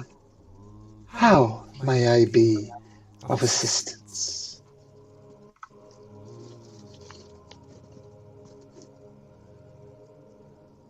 I was doing a lot of talking, so it's kind of leave space for someone else. Oh, Hillis is muted.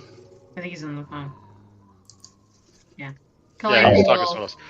Yeah. Well, Morpheus will step forward and say, we're here to drink from the horn, from the bottomless horn, right? Is what we're here for. Yes. All right. So I'm gonna walk up to him, and he's gonna say, what was it? What was his pronounced? How do you pronounce his name again? Aesop.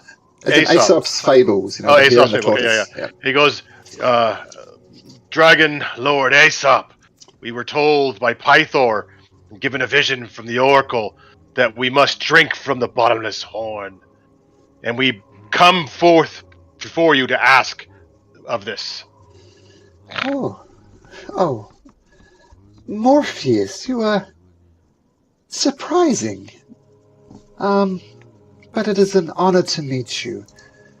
I know Versi has her mental health challenges, shall we say, but I trust your judgment. You are not the hero perhaps the world is looking for, but you are most definitely the hero that the world needs. He's gonna be taken back by that, and his one eye is gonna looking off another direction and look at him confused, like wow, like this is like a compliment, like I've never taken a compliment before, and I'm kind of taken back. Sure. Well, and then I'll point at Hillis and I go, Hillis, the Oracle beseeted you most of all for the horn, and then bring forth Helios. Well, the horn is one of the 3 great labors you need to do. Drink from the horn of Balmetria. So it wasn't just Hillis; it's all of you that need to drink from it. No, I know, but he was the one that was most interested in it, and was the one that he came out saying that he was connected more with it. So that's why he's calling him forward. Sure. Okay. Basically, dude, roleplay, man. It's your take the ball. Yes. Hello, great keeper of the shrine. I am Hillis, the gifted one. I seek a dragon egg to become a dragon rider myself. The Oracle has showed me this path, and I must drink from this bottomless horn, for it will reveal a vision that only I may see, not even the Oracle.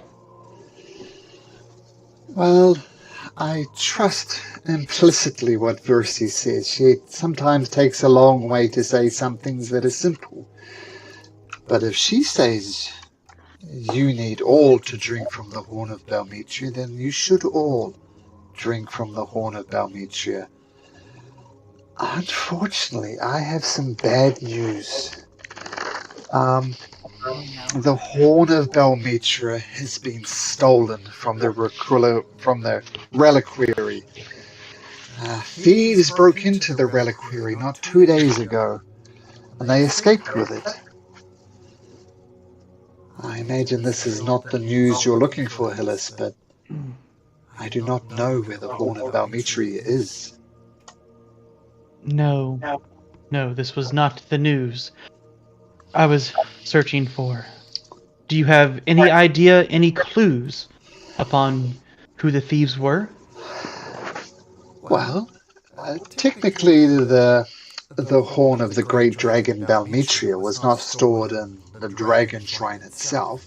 It was kept in the reliquary. I've had a look around there. I could not find anything. You're more than welcome to look for yourself if you so choose. Yes, I have an eye for certain things. I would like to investigate. Okay. I should help as well. Okay. So Aesop comes over with you as well, as does Kira. And the reliquary is a small stone chapel with 3 alcoves protected by glass. The glass of the central alcove has been shattered, and dark purple stains are splattered all over the floor surrounding it.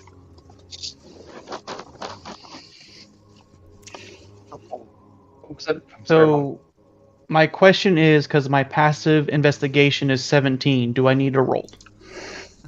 You always need to roll. So those who would like to have a look around, actually, this is more a survival, actually, than investigation. You're not looking for something, you're trying to get some clues. So those who think they might have a chance of trying to work out what's going on here, can you make me a survival check, please? Yes. Theodosius You discover some leaves that are far too interesting. Samick, not much. But look at those +4. It's a terrible roll. I know, that was terrible. That's classic for me, right? Anybody else rolling? I rolled a 15. Yep. Coming up right now. Sorry, I was looking. Oh. I realized there's art in our chat, and I was going to throw my Cucker's art up. But 20. 21. It's not mountain range, so I don't have advantage, so I'm not even going to try. Oh, okay, good. So having a look around, some of you, Zanuck and Theodosius, go off in a wildly direction, come to outrageous conclusions about ectoplasm, some ghost or something, explaining this strange purple liquid. Next But Morpheus, One ghost! Morpheus, you figure that these purple stains are actually wine stains. And they've been spilled. Like, it's not like someone just, did a drink to the homies and tipped it out. It was spilled. Like splashed or something kind of thing. Like splashed or something. And furthermore, you find amongst the stains on the floor hoof prints. They're quite small. Like if you shrink yourself down to maybe half your size, Morpheus, because you too have hooves, to be about that size. Yeah. Okay. Would I know what kind of animal? Can I do some kind of nature check to see if I would know what kind of animal would make those kind of hoofs or something? Sure. All right. So here comes that massive 0 I got mocked for. Can I possibly give him advantage, or also if he shouts out what animal that was because of a researcher feat? Sure. Yeah. Roll again, Daniel. All right. History coming up. Nature. Oh, nature. All right, nature instead. Well, it's the same. That's 16. Oh, same thing. Yeah, no, I got a plus 0. 16. The closest you can get it to is a goat. But what strikes you as unusual is this is an upright goat. It's not a satyr. It's not your type of hoof prints. But it's a goat. But it's a goat that appears to walk on its hind legs. All right. So I'll bend down and look at the wine and motion, and I was saying some kind of wine scuffle, some wine spilled, and here, and I'll point out the hoof prints and say, not a satyr, more like a goat that walks upright. Like a goat thing? Question mark? Are those a thing? I don't know. I don't know if I've never heard of them in D&D, or this is something different. Would I know that with researcher? So what were you suggesting it was, Calliope? A goat? A goatling? A goatling. I think with that nature and yeah, a goatling would make sense. You've heard of goatlings. Okay. One of the original settlers of Ithilea, goatlings, cyclopses, centaurs, the original races before the Dragon Lords came and did stuff, shall we say. Gross.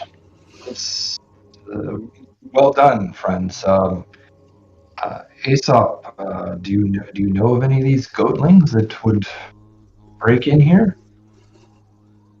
Well, not to put too fine a point on it, but goatlings are not welcome here. They are vile little creatures. They come and they throw insults, vile insults. They are not welcome in the city. So if what you're saying is correct, Morpheus, the great survivalist, it's not hard to say that they broke in here. They took the horn of Belmetria. I don't know about the wine, though. I mean, I don't understand what that might be.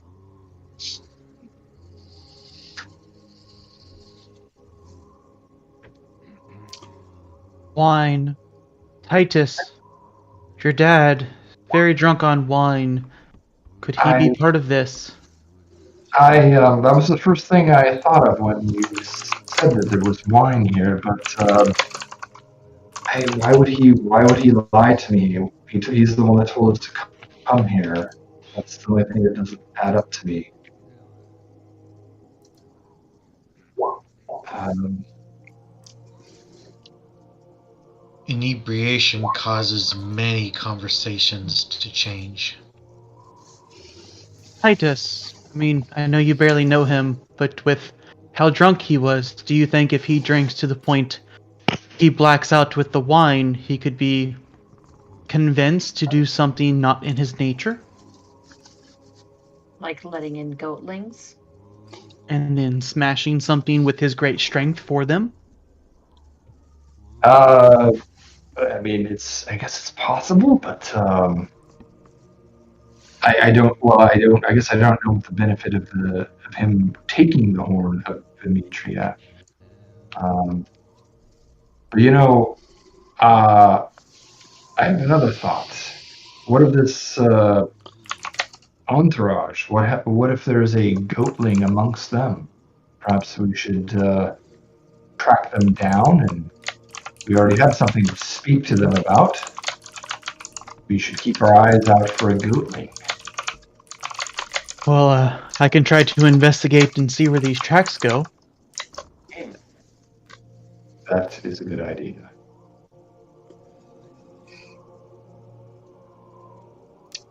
I could help you and maybe give you some advantage on trying to track this creature down. Morpheus, did you see my whisper? Oh, I just did. No, thank you. I'm gonna say you can see them there. They lead out from the way for the temple, and I'll point at the ground, kind of like where they're at, and then where they're going further out. And as Morpheus points out the tracks, you see the tracks kind of head kind of out over the city. You follow them through, and they're heading out of the city, kind of like that. So the way we came, basically. Yeah, heading out the front door as opposed to. I mean, there's three gates. There's this gate, which is heavily fortified to stop from the centaurs to the north, or here, I guess, the north gate. And there's the east gate, which isn't very well protected because it just heads into a gorge, basically, and be very hard to attack from that direction. So the usual way out of the city is through the south gate, and that's where the tracks are leading. Well, if they've already left the city, it might be harder to track. But I think we need that horn. This is Aesop saying, well, if you do need to see the horn, then you need to follow those tracks, I guess. And Kira pipes up and says, well, guys, this is the thing. We have a situation with Honora, right? She's not going to be here not going to be sacrificed for 10 days. We have time to think about this. We might have time to go find this horn and be back in plenty of time to sort out the sacrifice situation. Agreed. I vote we find the horn. Do either Aesop or anyone else know of a goatling settlement outside of town or close, not town, a city, where it would be what direction to go?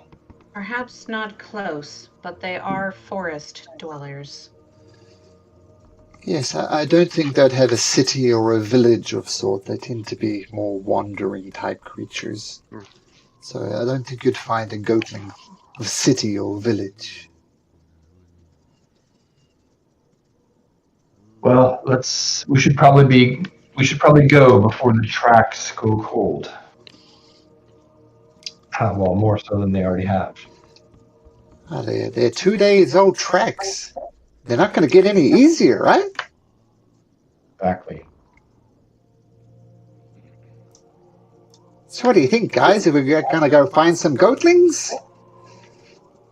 Yes.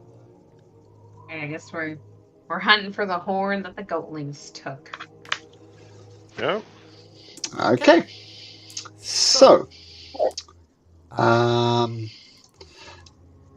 so you continue following the tracks outside of the temple. I'm going to say, can we make a group survival check, please? Everybody make me a survival check. Are we in a? What's our terrain?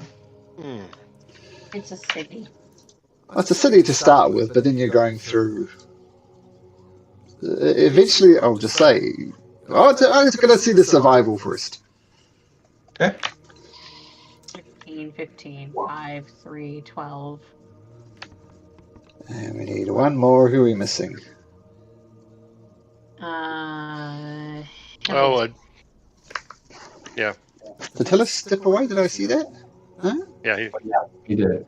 Oh yeah, he went BRB. Okay, I'll roll for Hillis for survival. He's got a +0. Woof. 4. Okay. So, does somebody have advantage for terrain? Is that what somebody was implying? Yeah. So Zamek in a forest. When we get to the forest, that's my what do they call it? Favored terrain. Okay. Roll survival again, and we'll take the higher one, Zamek. Okay. So advantage, in other words. Oh, well, there we go. Beautiful. Okay. So, you follow the tracks. Sometimes it feels as if you sometimes lose the tracks, but then you find splashes of wine, and you follow splashes of wine, which then turns into tracks. Vice versa. It comes down there, they go over the river. At this point, you're delayed a little bit because it's very hard to track people crossing rivers, but you do manage to succeed. And then you hit the forest, and Zamek, you start noticing like broken twigs and crushed undergrowth, and you pick up the tracks very easily as you start winding your way through the forest. And it takes most of the day, but sorry, just a sec. It takes most of the day, but eventually you find yourself over here. What? And some of you, I know, had matters to attend to at the Mossy Temple. Quick In some question, ways- Malcolm. Yes. Same. I couldn't find my notes exactly, so did I have to go there? And I told the party at the end of the last session, the group, that I need to find the Oracle's sister at the Mossy Temple. Was I given a name? Demetria. Demetria. Yeah. Yep. Okay. And That's Malcolm, my question. by most of the day, how many hours? Because I did cast Mage Armor when we first started talking to the king, so I'm trying to figure out how long it lasts. Because it's 8 hours. I'll say it's up for another hour. Okay, thank you. And you're the cursed one, Daniel? Or you're the Doomed. Doomed. So exactly what they told you is the Oracle's corrupted sister Demetria knows more about the fate that has laid upon the doomed one. Yeah. And Versi explains that Demetria can be found in the Mossy Temple. Yep. Thank you. I couldn't remember the name. I remembered, and there's some of the details. Thanks for giving them out to again. That's right. I know I don't know it took a 2-week break, but it's been 3 weeks between games if you think of it that way. Okay, anyway. So this Mossy Temple, I have some art here. Nature.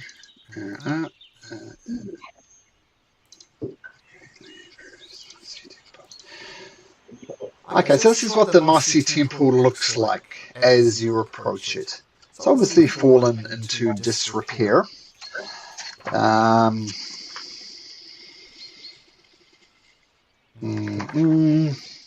Mm-hmm. So, as you approach, the forest around you grows dark, with barely any light making its way through the canopy.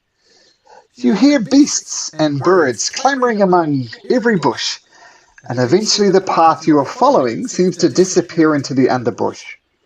And yet you emerge in a dimly lit clearing surrounded on all sides by oak trees. And the forest suddenly goes quiet.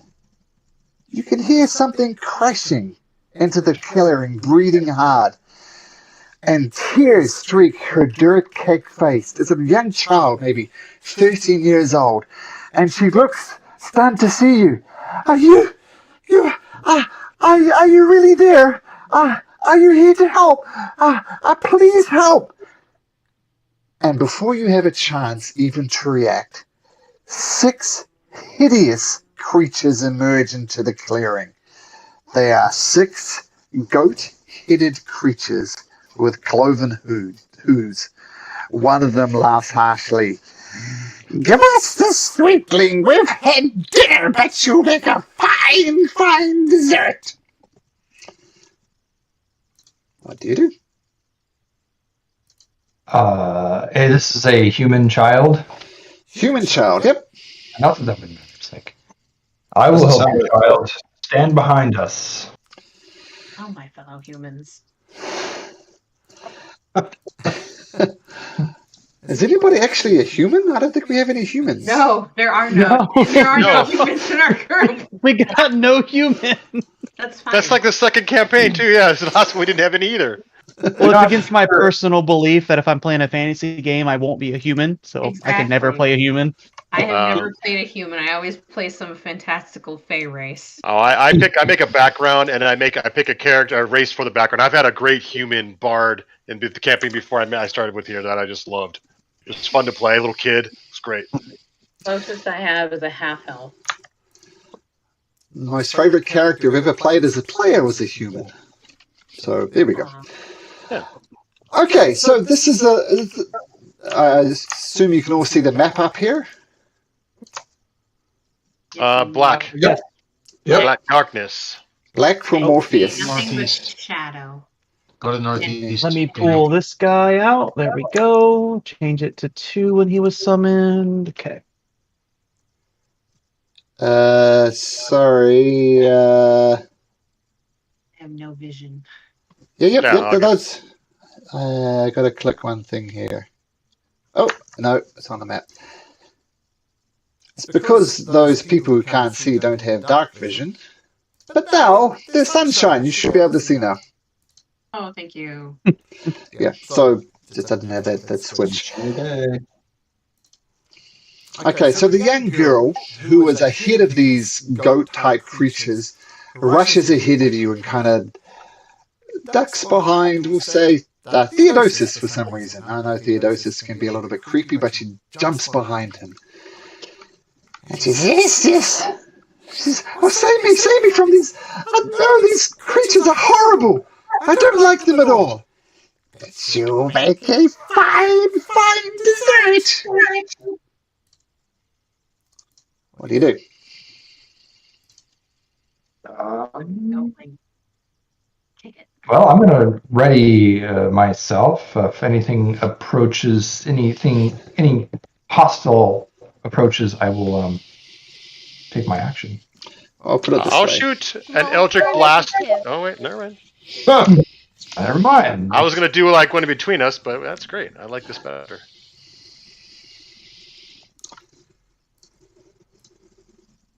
I always roll low for initiative. Yes, keep that streak going.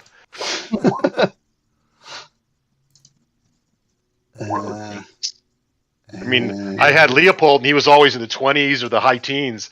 Now it's like the lows. You're gonna make sure my token is selected before I roll my initiative. Ah, I'm gonna use Vigilance Blessing to give myself advantage on initiative. sure. 12, I'll take it. Oh, I also at like 10 my time, I'm gonna have to dip because I go to bed early. I'm sorry.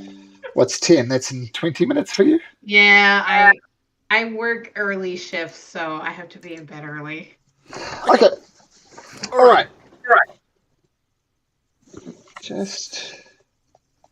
Sorry, let me... There we go. Okay. Wow, So we're all great at initiative tonight. well, Kira is. Look at Kira, they're 22. Kira says, well, guys, looks like we're going out again. You guys Oh, can I smack. forgot the owl. I'm sorry. Oh, sure. That was in there now. Let me get. Here we go. 8.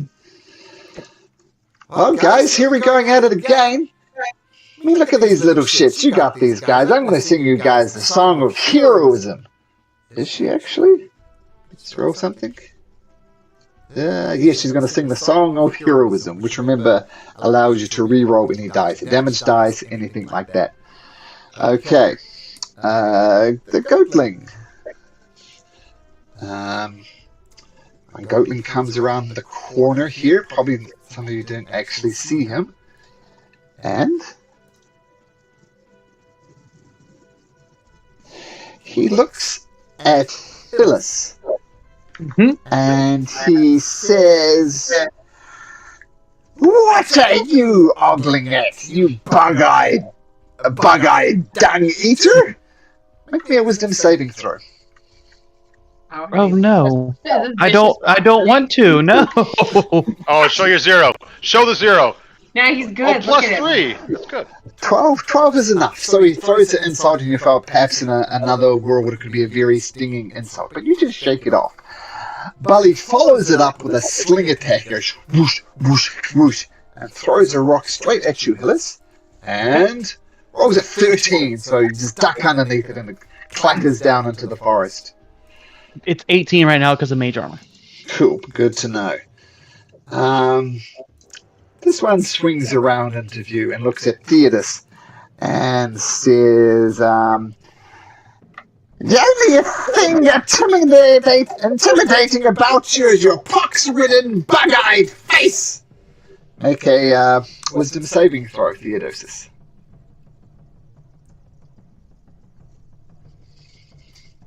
Oh man, that stings, buddy. I'm going to use my inspiration. Sure, okay. Am I misremembering? You don't have advantage on magical effects, or maybe that was one of your different characters. Yeah, that's my Tuesday character. Oh, okay.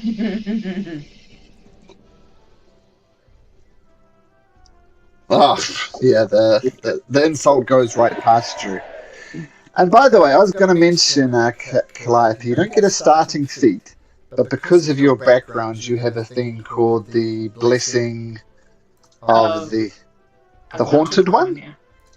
And if you click on... Yeah, so just keep that in mind. But this is not a spell, so... Okay, so the heals it inside of Theodosus doesn't work, but it's going to throw a sling at you anyway, Theodosus. And it rolls an 8, so once again just clatters down into the forest. Then the thing says, pox-ridden, bug-eyed face, you smell like poop! Ducks around the corner. Theodosus.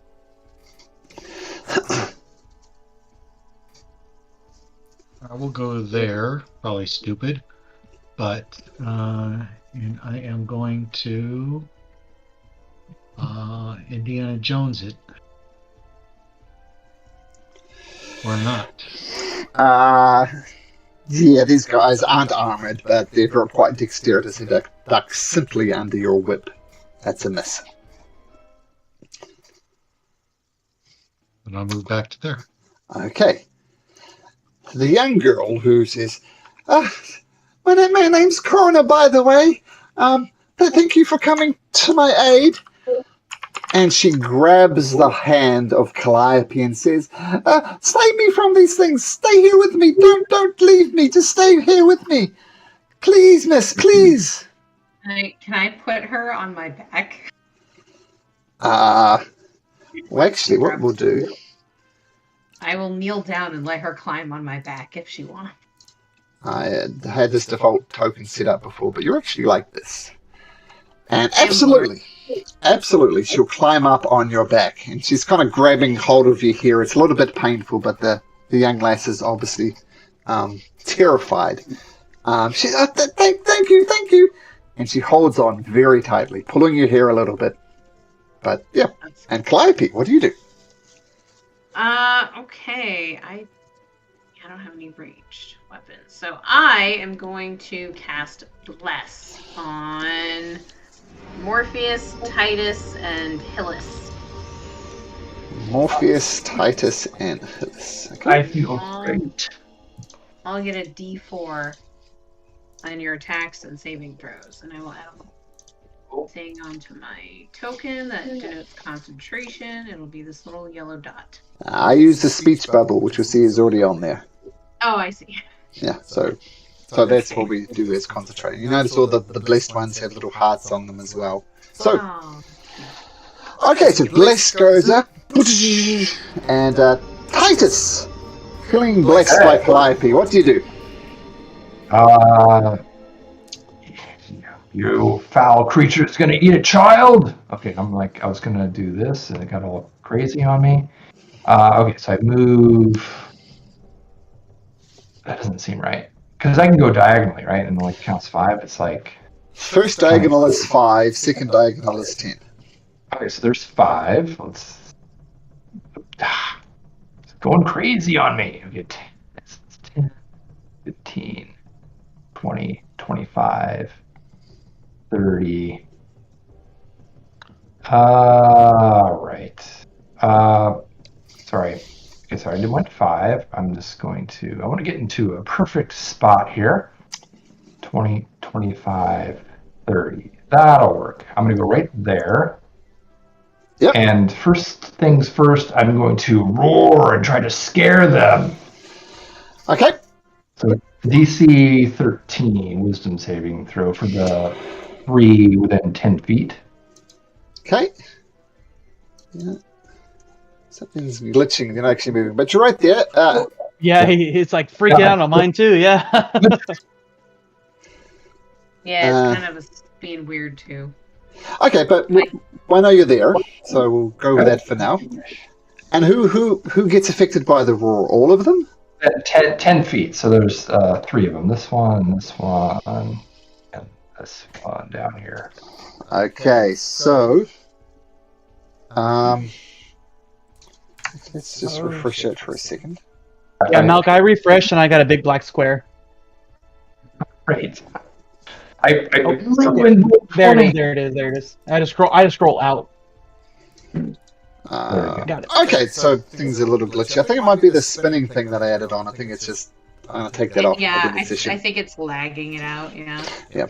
Okay, so Titus, you come over there, let it roar, and it's 10 feet. So why don't we put a little area of effect on you? And everything inside of that 10 feet needs to make a wisdom saving throw. Yeah, DC 13 or become frightened of me until the end of my next turn. Okay, so wisdom saving throws for the goatlings. Now they actually have advantage on these. Oh, man. I'm going to say this one here, who you ran past roaring, gets terrified. So he's afraid of you, and this one right next to you is afraid of you as well. But the one at the bottom here fails. Succeeds, sorry. So 2 of them are frightened by you. That other's one. Roar. Okay. And I'm going to try to clobber the one that's right below me with my long sword. Okay. Swing and a miss, unfortunately. They don't even get close. I got a D4. Oh, you do? My new friend. And the D4 makes the difference. 9 hits, but 13 hits. You're welcome. Yes, thank you. For 12. Yeah, you just slice through this poor little creature. Says, "You can't hit me! You can't hit me!" And boom, its head is lopped off, and then down it goes. Well, just for funsies, I'm going to go ahead and use my action surge and rotate up to here. Yep. And I'm going to attack the one that's not frightened of me. Okay. That hits even without bliss. Okay. For 8. Titus, the mighty goatling slayer. You can just carve this one in half too. Nice All round. right. Thank you. All right, friends, these are foul beasts. Destroy them. Destroy us! You can't destroy us! Your cutting words couldn't slice through butter! Make a wisdom saving throw. Titus. That gets a D4 as well. Oh, yes. Wisdom save. And a D4. A 17 will succeed. Sticks and stones. No. Sticks and stones? Try my teeth on for size! And he comes at you and goes to bite you.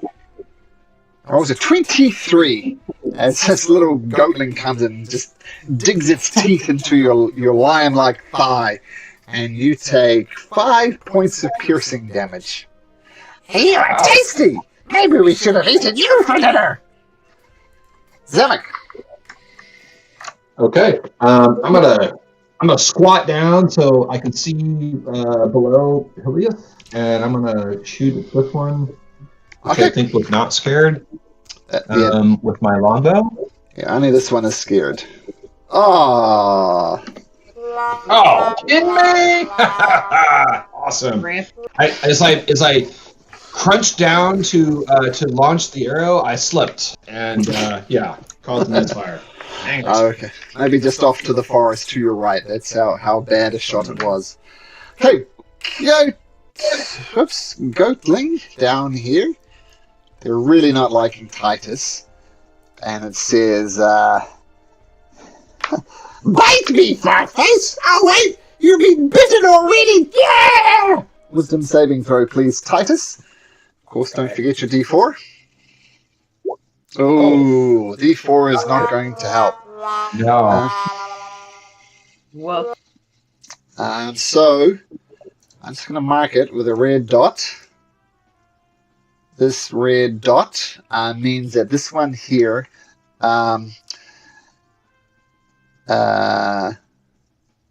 so all your attacks from this point on will be at disadvantage. Any attacks against you will be at advantage because you're so infuriated by this insult that this creature hurled at you. Okay, Hypnos.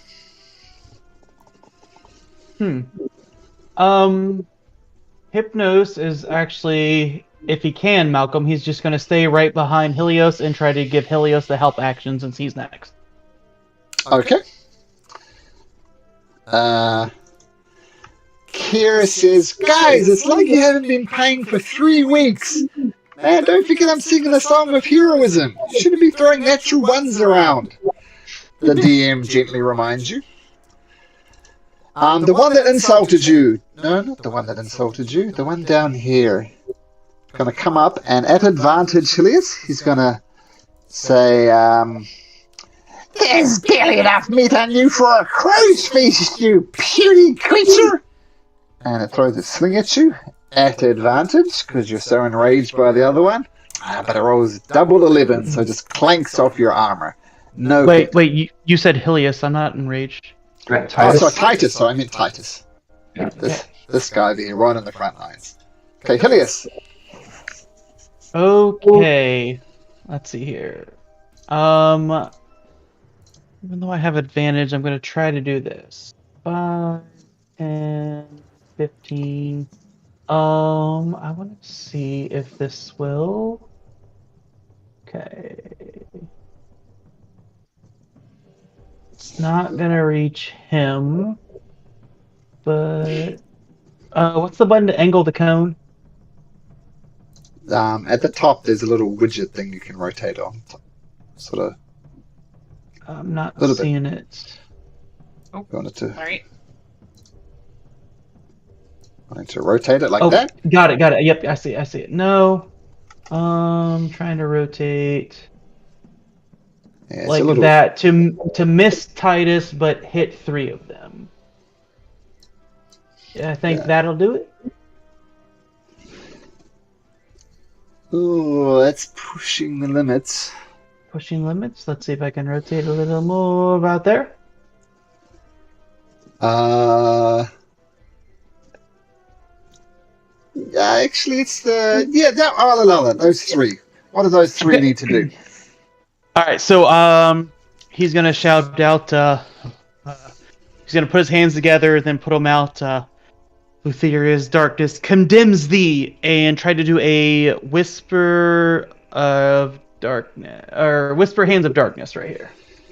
Okay, so dexterity saving throws. Yep. DC of 15. You have advantage on these, and they all succeed. So they take half damage. Half damage, yep. So they will take half of...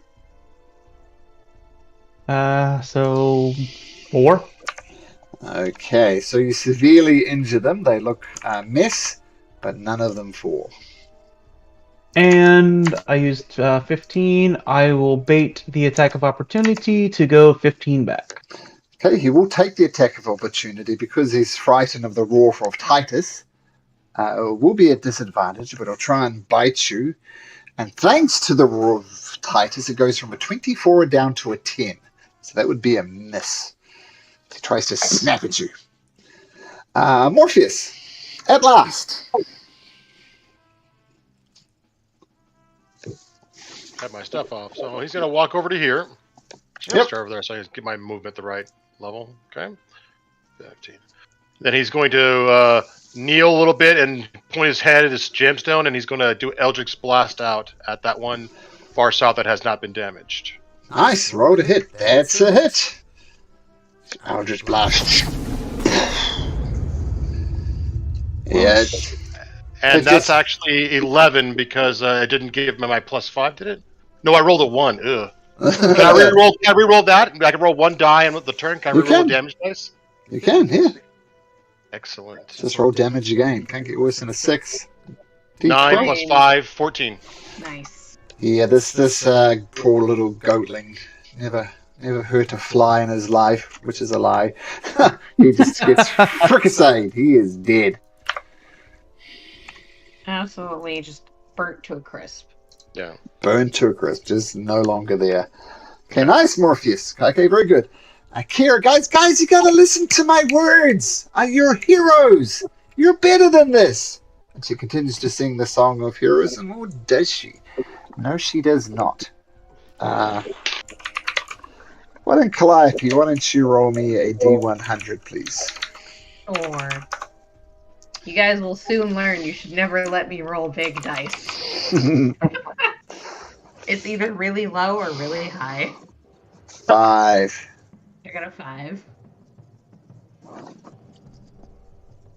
No. Okay. Look, guys, I'm trying to help you out with the Song of Heroism, but you're just not listening to the words.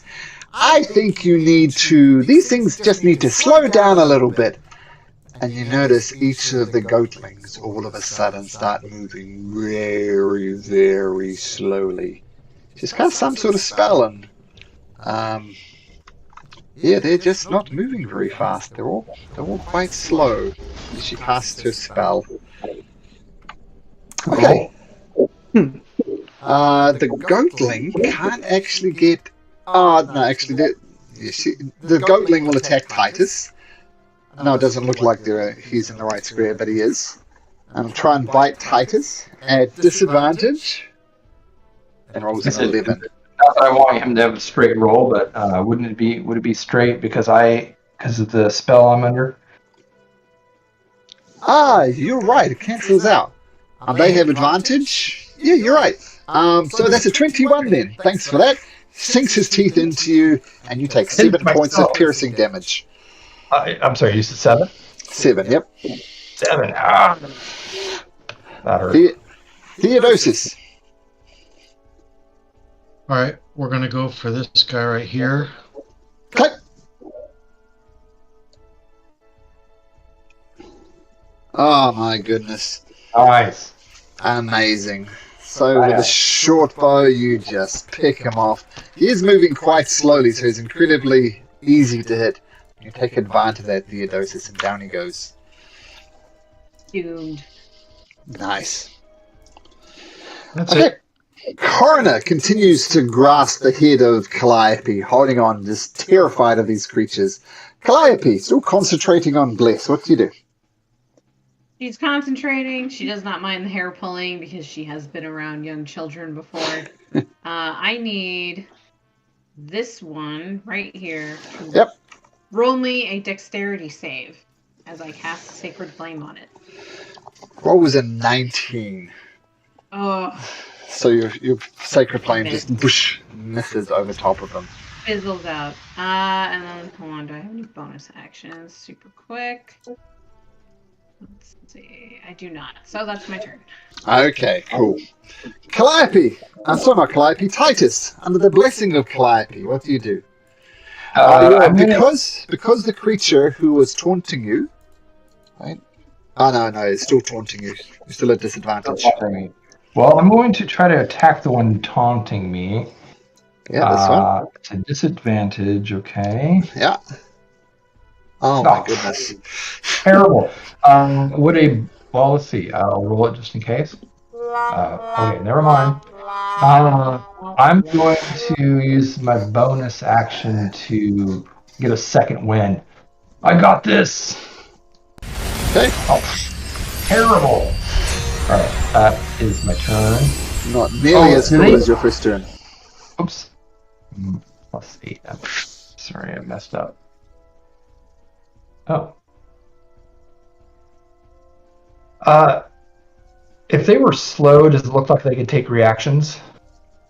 I mean, You can certainly try. Yeah, I'll stay right where I'm at. okay. To answer your question though, no, they don't give reactions. Okay, that's what I thought. Okay, this one will try and bite. Well, first of all, it's going to insult you anyway, because why not? And they start calling you board legs, board legs, board legs, which actually doesn't make sense for Titus. No, they're going to say something else. Pussycat, pussycat, I love you. He's going to say, oh, well, actually, your legs are quite hairy. Your face inspires me to vomit. And then they're going to bite you at advantage, rolling a 24. Their teeth sticks into you deeply for 6 points of piercing damage. Titus. Okay. Yeah, you're delicious. I think this was the guy that bit you last time as well. Okay, Zemek. All right, we'll try that again. Going after that guy. Okay. And He's a slow-moving target. does that mean I have an advantage? Nope. It gets -2 to his AC. Oh my god, you guys, Hey, what are you guys doing? Hurts, Oh. guys. No. Kira's regretting your decision to slow them at this point. Okay, stay where you are, Zemek. Yeah, I'll stay there. Okay, this goatling says, "You're a plague sore on the ass of a pig, lion boy." And it goes to bite you at advantage, rolling a 14, which I think will miss, Titus. I will miss. Okay, Hypnos. Gonna fly over and give help to Helios. To Helios. Although okay. it doesn't matter because Helios is going to shout out from the Silver Mountain to the gates of Lutheria, feel this might, and cast Magic Missile on the remaining 2. Okay. How are you going to split it up? You got 3 missiles, I think? Yep, so let me do the damage first here. The first one, okay, hold on. The second one and the third one. And how are you going to distribute them? They both look even. Let's go 5 to this one. Okay. And 6 to the other one? I'm asking if this one dies after 5. Put it this way. How do you want to do this? Okay. So he'll shout out, Lutheria, you gave me your blessing. This is for you, as he kills both of them with the missiles shouting out after his chant. Okay, yeah. So as you chant that out, the magic missiles one by one, pshoo, pshoo, pshoo, get it? And they both get destroyed. Nice. Okay, you find yourself in the quiet forest again. So you need to go, Sarah? Yeah, I need to go to bed. I'm sorry, guys. That's right. Night. No, it happens. Yeah, nice, Life goes on. nice playing with you. We'll see you next week. Yeah, I'll be back. Excellent. Okay, take care. Bye. Okay. Let's say the young lass, 16 or so, jumps. Whoops. Actually, that's the wrong thing for Calliope anyway. She gave me a new one. Just a sec. There we go. There's Calliope. Out of initiative order. Out of that. And she says, "Oh, thank you so much for saving me. Those goat creatures are going to eat me for sure. Thank you so much." So what are you doing out here by yourself? Well, me and my friends who are still in there, we're approached by this beautiful woman. Her name was Demetria, and she promised us all a wealth of beauty and fame. I don't know why I actually accepted it, because my father, Theracles, he says, you need to be good, kind to people, don't think they're riches, being good is your own reward. But I followed her, and to be honest, I don't know why. But there was this satyr in there, kind of looking like kind of like you, but not like you. He he was nice. He was very friendly. And his name was Laureus, and he actually told me to get the hell out of here. It was dangerous. And I got the hell out of there, but my friends are still in there. I don't want my friends to be in there. She's a horrible lady. They don't see it. I begged them to come with me, but they just refused. Something's weird about them. Well, we should probably check on your friends before something happens to them. Well, if you could, I mean, you've already saved my life. That'd be appreciated. But you need to be warned. Demetria, she is unspeakingly beautiful. Has a way with words that makes everybody fall in love with her. So be careful. I am also unspeakingly beautiful. As Hylia steps forward. Oh, wow, you are quite the specimen. But yeah, she's more beautiful than you are handsome.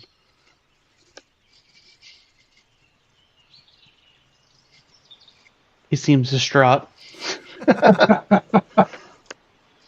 We must speak with her. I have been sent to speak to her. So, could you show us or tell us the way? Speak to her? Aren't you going to kill her? She literally kidnapped maybe 10 children. Surely you're going to kill her. It depends if she has the horn.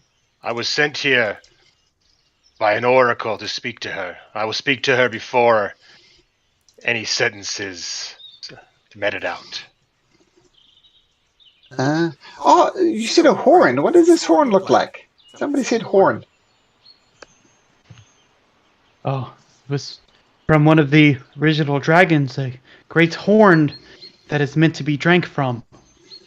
Well, I don't know about this drinking thing, but there's definitely a great dragon's horn in there. Oh, you saw it. You saw a dragon's horn. Yeah. Oh. Well, we've come to the right place then. They stole that from Astoria. Well, I'm not quite sure what that's about, but there's definitely a horn in there. You can drink from it if you like. I don't know. But sure. Guys, thanks once again for saving me, but what do I do now? Do someone take me back to Astoria? Well, we should probably check on your friends first. But leave me alone in the forest? That does sound terrible. No, stay close with us, my child, and we will bring you back. Yeah, your fate is entwined with us. Your safety is with us. We will return your friends after speaking with Demetria. But I don't want to go in the temple either. It's scary. What should I do? And I just go, and just say, come. You're just like, I don't care. Just come on, guys. And it looks like, come. We follow. We go. And he's just gonna start walking, going, come with us or die. You know, come with me, you want to live. Stay that is amazing.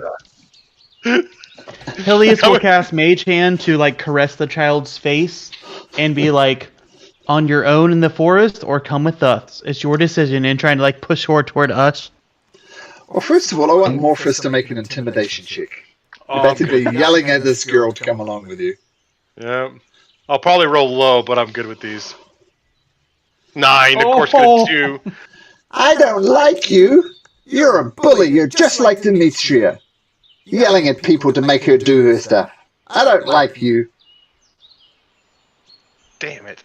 Do I have inspiration? Did we start with inspiration? All of us? You did. I'm going to use my inspiration. Oh. Well, I guess you rolled a natural 2 on that, didn't you? Yeah, I did. Yeah. So I can... Oh, my God! Oh, no! That's what I get. Same thing. All right, cool. Oh, my God. Wait, does my Mage Hand give him any advantage, like pushing her toward this way? No. Well, I deserve it. You were not intimidating her, though, Hillis, so nothing you did would add to an intimidation. Why don't you make a persuasion check, Hillis? I don't want to do that, no. You'll roll Wait, great. advantage because of Mage Hand helping me? Sure. Because Mage Hand's comforting? Maybe? Okay. All right. The ghost hand's comforting. I'm regretting giving advantage now with a ghost hand. But she says, so 2 things. Keep me away from Mr. Grumpy over there, and I'll come with you, okay? I don't want to be near him. He's mean. I'm going to ask Kira. Kira, could you keep this child close to you while we attend to this business? Of course. Come with me, child. Stay safe with me. You gotta forgive Morpheus. He's a grumpy fraud, but he's got a heart of gold. He's got a heart of poo, maybe. Okay, and you continue through the forest. It works great. Yeah. Okay, this might seem an odd shift in perspective. I'm just going to move you all over to a different side of the map. Over here. Oops. Malcolm, does my passive investigation clock any traps or anything while we're moving through? No traps. No, I'll just give you that one for free. So I know it looks odd with this map, but it's just the easiest way to run that encounter. So, you come into a clearing. It's dominated by 7 large standing stones, each about twice the height of a man. The canopy is less thick here, allowing dappled light to pass through its rustling branches. Small creatures occasionally dart through the carpet of leaves blanketing on the ground. Each of these standing stones is covered in splotches of fuzzy green moss. They're arranged in a half circle, and they are cold to the touch. You sense they have not actually been here for that long.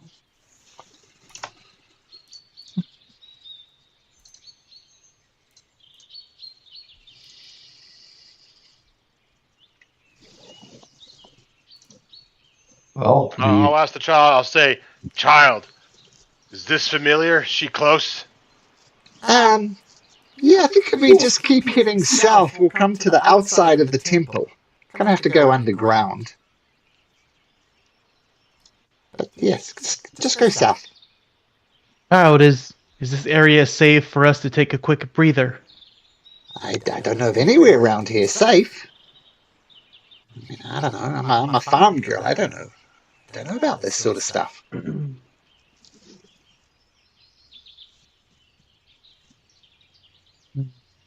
Friends, Titus has taken a couple heavy blows. Should we attempt to maybe rest for him to get his breath?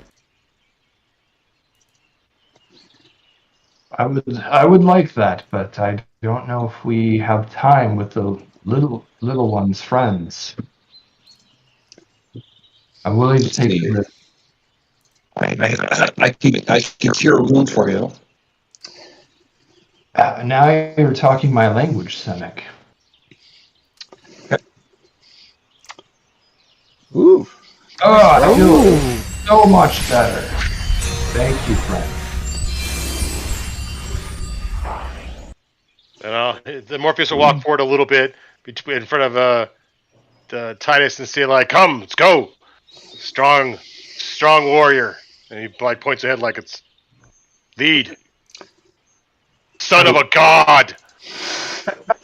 As you approach there, Titus, you see a little squirrel jump onto this rock here, and he throws an acorn at you. Let's see if it hits. What's your armor class? 18. 18. Sorry, Titus. Yeah, so you move there, throws an acorn at you, it bounces off your arm and close to the ground. Then the squirrel goes and jumps over to this platform. Oh, that was rude. What did I do to you? What's rude? Just chirps back at you. It was an acorn. Is it like still whole? Like there's something. Yeah. I'm gonna pick it up and I'm gonna gesture like I'm giving it back to him, just like kind of holding out my palm.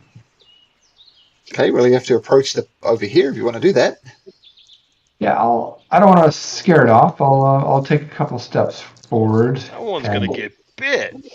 Helios will ready a chill touch for an aggressive act. I mean you no harm. I'm giving you back your acorn despite you throwing it at me. Okay. It takes the acorn.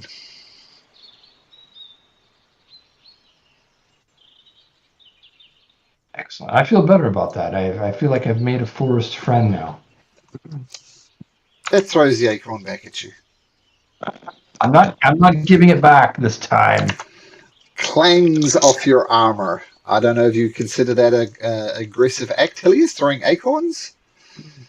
No. Okay. Oh, okay. Sir, my natural surgery gives you two things. One is doesn't really need any danger, even when I'm engaged in another activity. And I just also want to share. Jeff, your microphone Robot is... Jeff? Oh, I knew it. Disguised. Chat GPT right there. It's not real. Robot Jeff? Jeff? Am I better? Much better. Yes. Okay. Welcome back. All right. Sorry about that. Okay. So not that the squirrel was causing a big danger to us, but my natural explorer says I remain alert to danger even when I'm engaged in another activity. Okay. And it also says, not that this has been an issue yet, but while traveling for an hour or more in my chosen terrain, forest, difficult terrain does not slow my group's travel, and I can't become lost unless it's by magical means. Okay, cool. Got it. Anyway, just if that squirrel was going to be dangerous, I feel like I would have known that. Is what I'm saying. So. Wait. It's like Monty Python and the rabbit. Yeah. Dragon Lords of the squirrel. Why? So quick question. Why did the Titus token move forward if it's Jeff Zamek who's doing the squirrel? No. It was Titus with the squirrel. Okay. Yeah. So you get them mixed up too. They're brothers. Yeah. I was just sharing. It's like I'm alert. If Titus is in danger, I feel like I should know that. So. No, I'm watching the chats on Discord, and when Jeff Zamek speaks, it's Titus apparently or something. Maybe some background, but yes. I played with twins for a while. You think it's bad differentiating Jeff and Eric? Try literal twins. It's very hard or impossible to distinguish their voices. Titus, it throws another acorn at you. I am going to ignore it for now and just say, we Bounces continue on. Morpheus is going to shoot an Eldritch Splash at the base where it's standing and go, shoo! Vermin! Shoo! Okay, roll an Eldritch Blast. Damage or attack? Attack. And I'm not attacking the creature, I'm attacking the thing it's standing on. Okay. I understand, yep. Oh, God, I'm so smooth. Ooh. You almost killed it for that. Well, the Eldritch Blast goes off. What's with these one guys?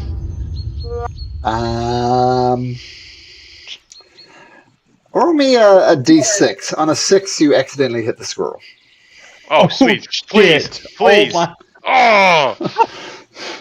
So the squirrel jumps off at the last moment and bounces over here, kind of tossing a few acorns back and forth. Doesn't seem horribly intimidated by it. And it throws another acorn.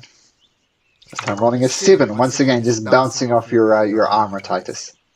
Alright, so this time, since it keeps throwing acorns, Helios would say it's aggressive, so Chill Touch is going to go off. Okay, roll to hit. Oh no! Yeah, that's going to hit for sure. Roll damage. Uh-oh. Uh-oh, squirrel. So you see this necrotic hand leave Hillis, grasp the heart of this innocent squirrel, rip it off, and the squirrel screams and dies and falls to the ground. Then something odd happens. And he says for Lutheria. It doesn't look pretty. It looks really scary. A Pokeball pops out. Yeah. A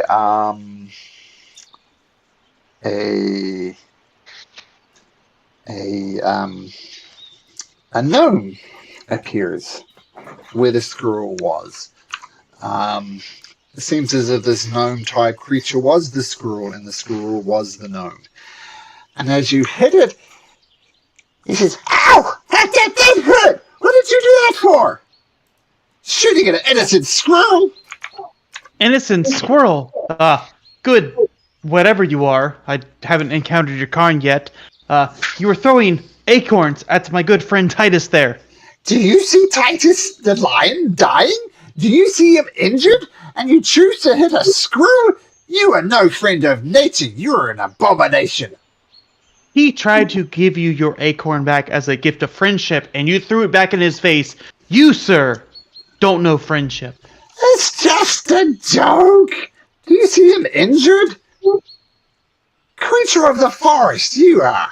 You are a nasty piece of work. In fact, I forbid you to go any further. You may not enter my grove. Leave now. I command you at the power of nature to leave my grove. Friend, we did not mean any offense. You don't mean offense. He freaking shot me. Well, he was trying to protect me. We were friends, and well. You fear acorns? I do not fear acorns, but well, we definitely started off on the wrong foot, and maybe there's something we can do to make it up to you. Yeah, oh yeah, wrong foot for sure. Yeah, he shot an innocent squirrel. Absolutely wrong foot. Let's come to agreement. Get the hell out of my grove. Well, we encountered. Wait just 1 second. What about these foul creatures that were trying to eat a child? I mean, are you friendly with those? I have no idea what you're talking about. It's just the cycle of nature. Like, You know, the hawk hunts the mouse and the mouse gets eaten. People say, oh no, the poor mouse. You forget about the eagle's babies, don't you? It's the circle of life. And you guys are killing for no reason other than a few acorns. You are banned from my grove. Please leave. Speaking of nature, maybe my owl friend can convince you. Flies the owl in. Oh, an owl, a creature of the forest. Get out of my grove! Floats around his face. Get up! Morpheus will walk forward a little bit and say, sorry, we must pass through your grove. We are sent from the Oracle to have words with Demetria. Pardon, my friend. Pardon my other friend. I mean you no ill. I just wish to go and consult with Demetria. Oh my god, the Oracle sent you? She did. I don't care. Get out of my grove. I go, we will be crossing one way or another, my diminutive friend. If you're friend with that guy over there, you're no friend of mine.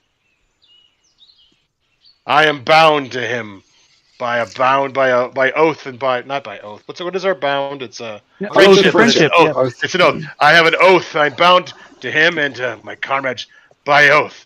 What they do, I do, and I apologize for my friend. But we will pass through to find Demetria. Oh, you're bound by friendship. Is that right? Did I stutter? Let me not stutter. I don't care. Get out of my grove. All right, and then I'm going to say, just walk up to Titus and go, south, my friend. Let's go, comrades, and just like we're going. I don't care. Yeah, I agree. I am apologies again. We are going to go through here, and one way or the other, my friend. Okay, so just to be clear, you see a temple south of the forest. Going this way won't help you. The only way forward is via past the druid. He is protecting you from going towards your destination. So no, leave. Well, we have to get through here. If there's another way, please let us know. Otherwise, we are going through this way. No other way. In fact, no way at all, because you're not coming this way, because you're leaving my grove. All right, guys, let's go. The owl's gonna float in front of him like, hoo, like, no. Sorry. I'm gonna walk around Titus and say, Titus, you're the big guy, man. I'm hunched over. Come on. Enough of this. And I am going to let loose with an arrow at the druid. Nope, go back. Everybody go back to where you were. Yeah, I was going to say the same thing. Okay. Okay, yes, you can let loose an arrow, and then we're going to... Roll for initiative. Is it advantage because the owl was there? I think it's going to give me sneak attack, if I'm not mistaken. Yep. Advantage and sneak attack. So fire away. Okay, so your arrow flies across, thumps into the chest of this innocent gnome-type creature, doing 11 points of damage. He recoils back from him and says, "Oh, it's on like Donkey Kong. Get out of my grove." Everybody roll for initiative. Whoops. Alrighty. Let's do this. Oh, it means Man, the murder hobo is strong tonight. Oh wait, he didn't roll with advantage because the owl rolling more in case of natural 20. I'm gonna yell out to this gnome creature. It does not have to be like this. Just let us pass. You friggin' shot me twice! It exactly has to be like this. Okay, Helios. weird. My roll didn't show up in the turn order. It doesn't look like. What should it be? 21. 21 for Zamek. Okay.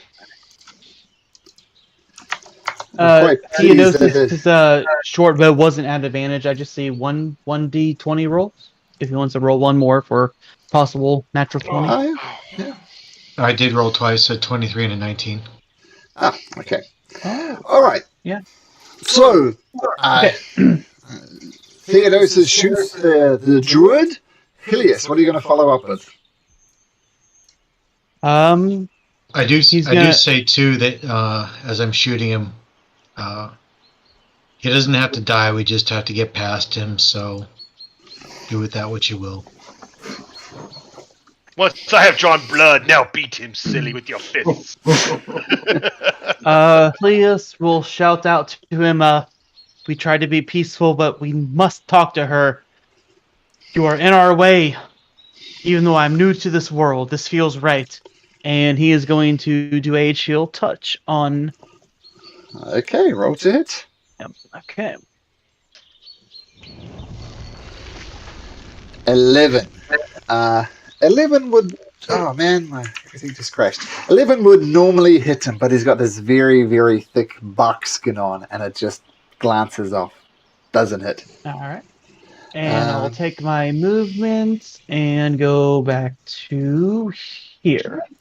Okay, so... I asked you a simple request to leave. I threw harmless acorns. You're shooting me with arrows, casting spells on me. This is annoying. Zemek. All right. Let me reload my roll 20. It seems to have gone dark here. Sure. All right. I'm going to shoot an arrow at the creature here. This is the creature here. Yep. Okay. And here we go.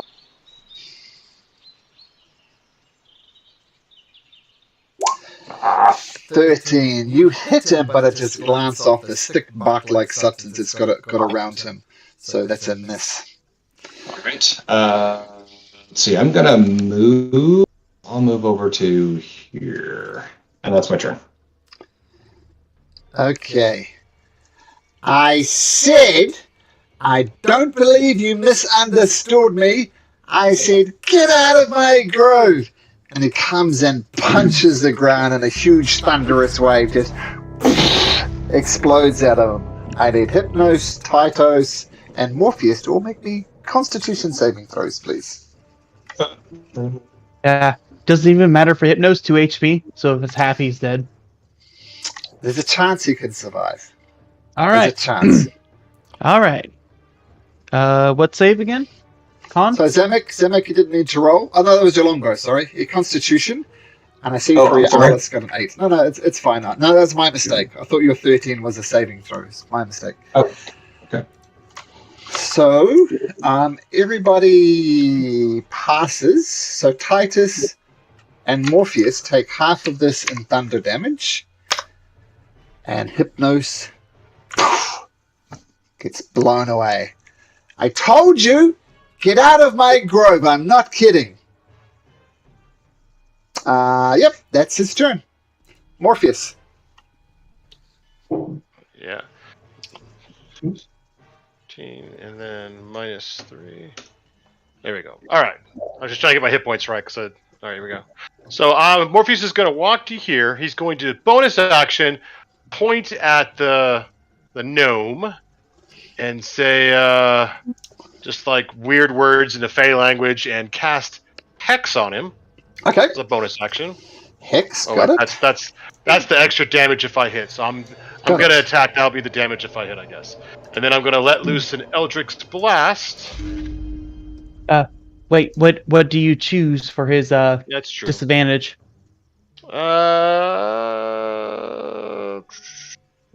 Constitution's always good. Okay, got it. So he hexed him up. Eldritch Blast, yep. Coming up right now. Eldritch Blast, there we go. That hits. 4. 9 Oh, damage. another 1. Man, I'm rolling low on those. All right. Yeah, 9 damage. And then I'm going to walk over here. And Kira, who's actually got a quite high initiative modifier, rolled terribly. She's 16, so she hasn't even sung a song yet. Theodosius. I think you see an angle to get another sneak shot in if you want. Sneak attack. Yep, I think I'm going to do that. 24 hits. I'm going to try and make it a non-fatal shot if it's going to be close. So I'm just going to rules lawyer something for a sec.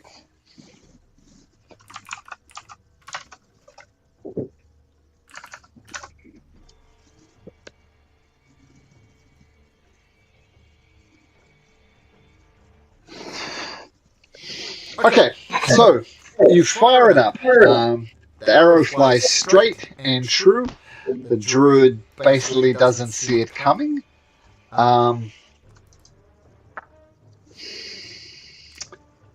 Technically, rules as written, you can't do a non-lethal short bow attack. Do you, Oh well, down he goes. That's it. Bam! I'm going to let you redo that if you want, because you did say non-lethally. Rules as written, but only it's going to be melee damage, like hit him with a sword or something. Do you still wish to shoot Theodosius? Yeah, I'm going to let him have it. It is what it is. Well, in that case, How do you... whoops. Do that once again. Ah, you guys hear me? Yeah. Yep. Hear you. Oh, something went weird there. Never mind. Okay, so how do you want to do it, Theodosius? So I see him lifting up his arm to strike, and it goes right through his armpit and through his lung.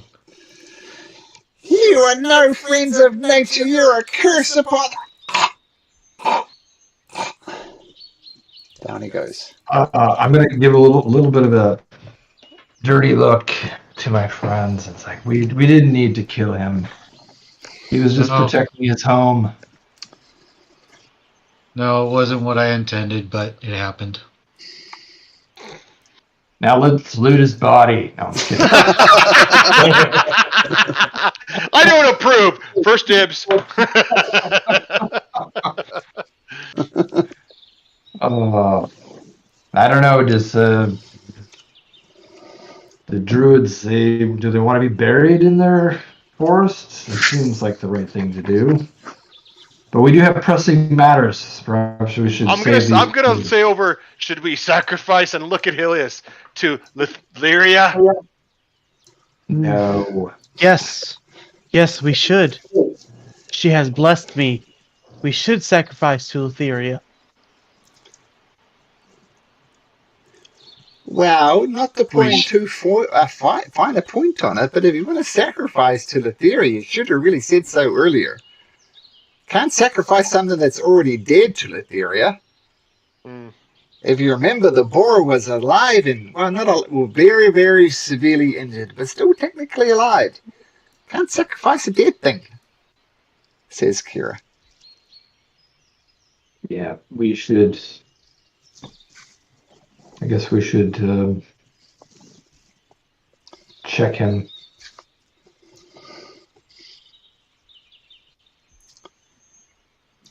We'll go through his wooden pockets before we bury him underneath a tree or something. Going through his wooden pockets, the only thing of interest is the quarterstaff that he holds.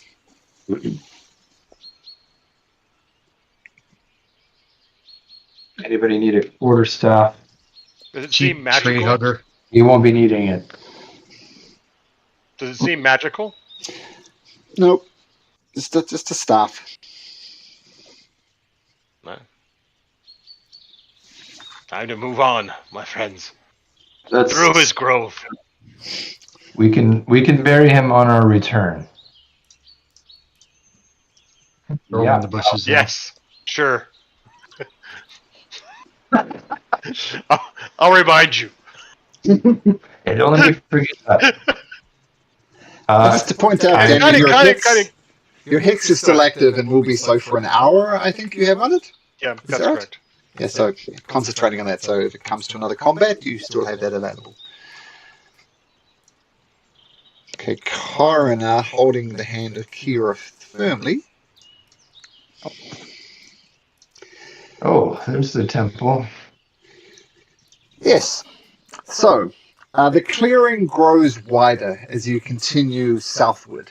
Ruined architecture seems to suddenly loom over you. You realize that what you thought were trees are actually towering pillars of fluted marble, overgrown with vines and green moss. The column stands in 2 rows, marching towards a massive stone temple facade. The ruins are worn an unfathomable age, of several of the pillars have toppled over and shattered centuries ago. Dozens of gargantuan tree roots wind their way through the clearing, climbing over fallen pillars and rupturing the walls of this temple.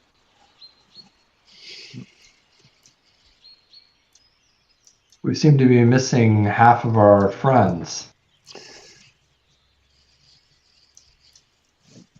They're lollygagging again.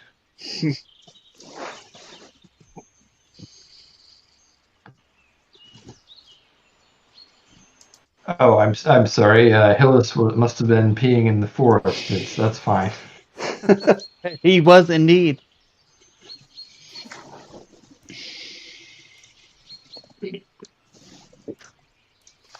Okay.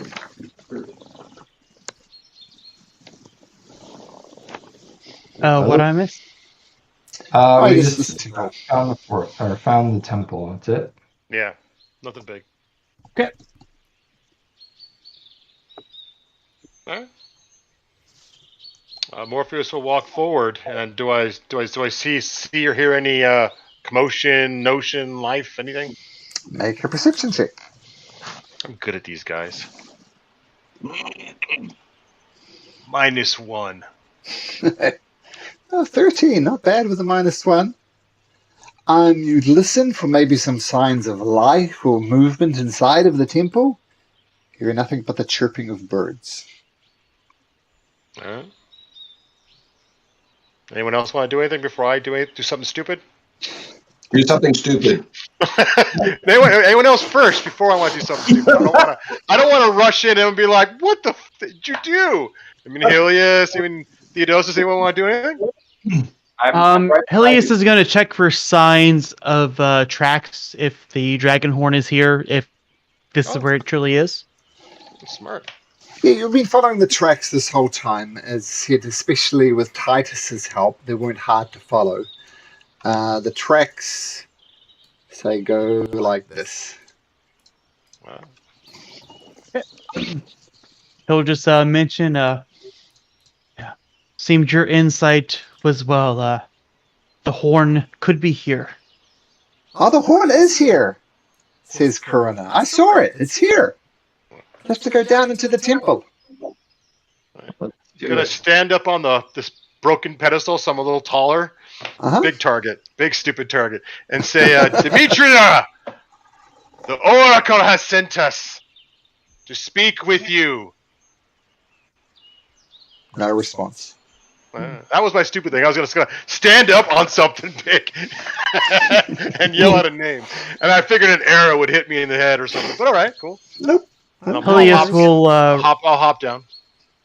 Helios will recommend maybe with your banter, since there was no response, we could rest for a minute. I'm not opposed to this.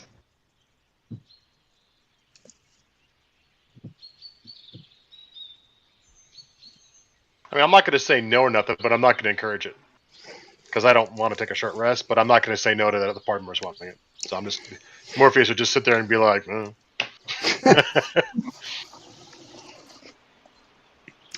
You would know that if your party sit down for an hour, though, your hex will go away. But I'll get my spell slot back because I'm a warlock, so I can just recast it again anyways, too. Okay. So I'm okay either way, too, but I want to keep going because that's, Morpheus, but if you guys want to stop, Morpheus is not going to go, fuck you guys, and kill himself, so sure, stop, we'll stop. Anyone else? Looks at everybody else. Are we stopping? I am on the fence on this. I'm concerned about the children, but perhaps we'll be better prepared if we do rest. Karna If says, no one else needs it, then My friends, their minds are not their own. I'm really worried about them. Are you just going to sit around and wait? Yeah. Let's press on. I think that's the right thing to do. Child speaks wisdom. I'm not as wise. I'm just scared for my friends. And then Morpheus will make a face at her. Ah! And then try to keep going. Try to keep going. All right, let's carry on then. I do not like that one, Kira. He's Before we do, Yep. I do want to do one thing. I want to incite the child. Sure. Nice. Oh my god, that's so smart. Okay, roll an insight. So what are you looking for? Whether she's what in particular? Whether she's being genuine about being afraid for her friends, or if it's more of just talk to try and encourage us to go in sooner. In your opinion, she is genuinely afraid for her friends. Okay. You don't think she's up to anything nefarious? That's smart. I didn't even think about her being like charmed or something, buddy. Double That's good. agent. Yeah. Kira says, they've never incited me, have they?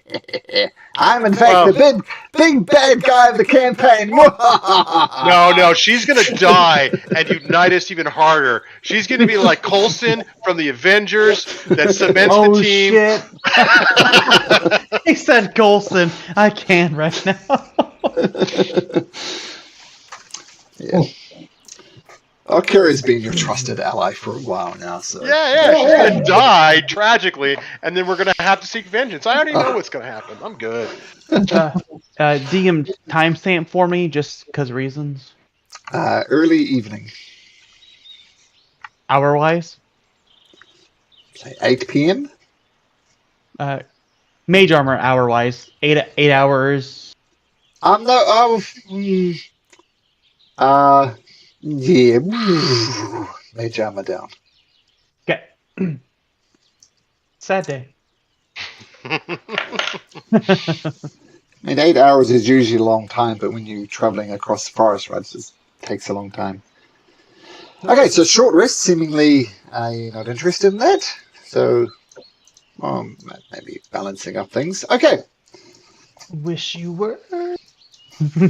I'm pressing forward, men and gentlemen and ladies. Right behind you.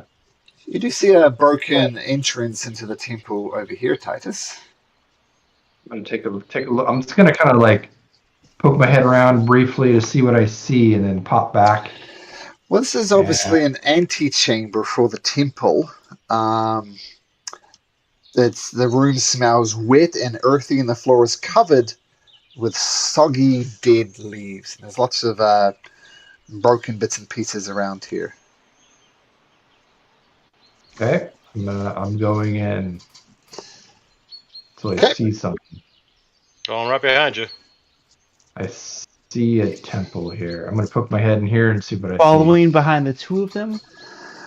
So this chamber that you just poked your head in here, Titus, is dominated by a beautiful marble statue of the Titan Sidon. The Lord of the Storm sits upon his throne, hunching slightly so that his massive form seems too large for the room. The ceiling is domed with an oculus that allows through a broad ray of sunlight.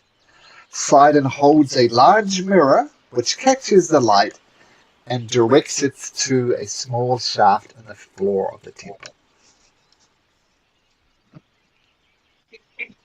Does it look like the shaft was intentionally part of this, or does it look like it's been kind of burned in over time? Should make an investigation check. I'm sorry. Can I assist him on that? Sure. Advantage, investigation at advantage, Titus. I'm terrible at these, but we'll do it anyways. I have no idea. You're not sure. I'm very curious, but I have no idea.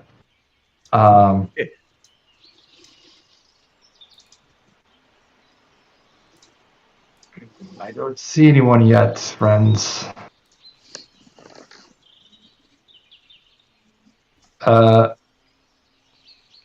I don't know if I want to put my face in front of this sunlight. Well, I guess it's fading now. There's very little sunshine, right? Yeah, but remember there's an oculus which is like a lens, so it's magnifying even the little light that's around. Okay. I'm gonna put just a like a half an inch of the back of one of my javelins in front of the beam of light to see if anything happens. Okay, nothing happens. Just as if sunlight was shining on your staff, so no effect. So my question is, if I'm following Titus and Morpheus into this with passive investigation, since he failed, do I notice what he don't? You when you're actually in here, you notice there's a shield in the corner, like over here. Okay. That's what you notice. I'm gonna take a closer look. Yep. Helios will go check the shield. Okay, so Helios, so the shield, upon closer inspection, is split down the middle. Those who are interested in the shield can make me a history check. If you think it would be appropriate for your character, then make me a history check. Would for me, I'm an archaeologist. Sure. I like weapons and armor, but I know nothing of their history. Shit, me Yeah. neither. Theodosius, you can do that at advantage. Does No, Helios get an advantage because of Sage? Remind me what Sage does again? Right here. Yes. Okay, let me roll that one more time. 9 from Theodosius, 8, 14, and 26. Or 26 nails it.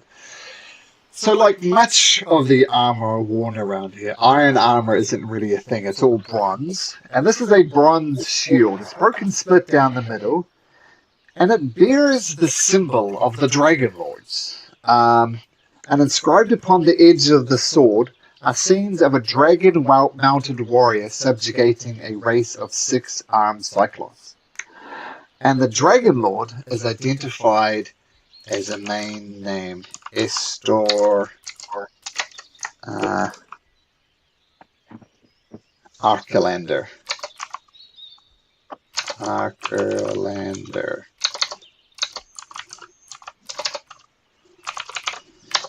Do you relay that to the group? Indeed, yes, he does. Can I see that, Hillis? Can I see that? Friends, this was a great warrior, great dragon lord, Archelander. This was his shield. It is split in two. Yes, Kira, come forth. What more do you have? Can I have it, please? Kira, can you have his split shield? Yes, I would like his split shield. Malcolm, No, sorry, I his- just found this on my character. I don't know if that changes anything. Okay. So you're looking at the value of the shield? Is that what you're implying, Jimmy? You could work out the value of the shield? No, just I guess more of the original purpose of its builders. Well, the original purpose of this building was to create a temple to worship Sidon.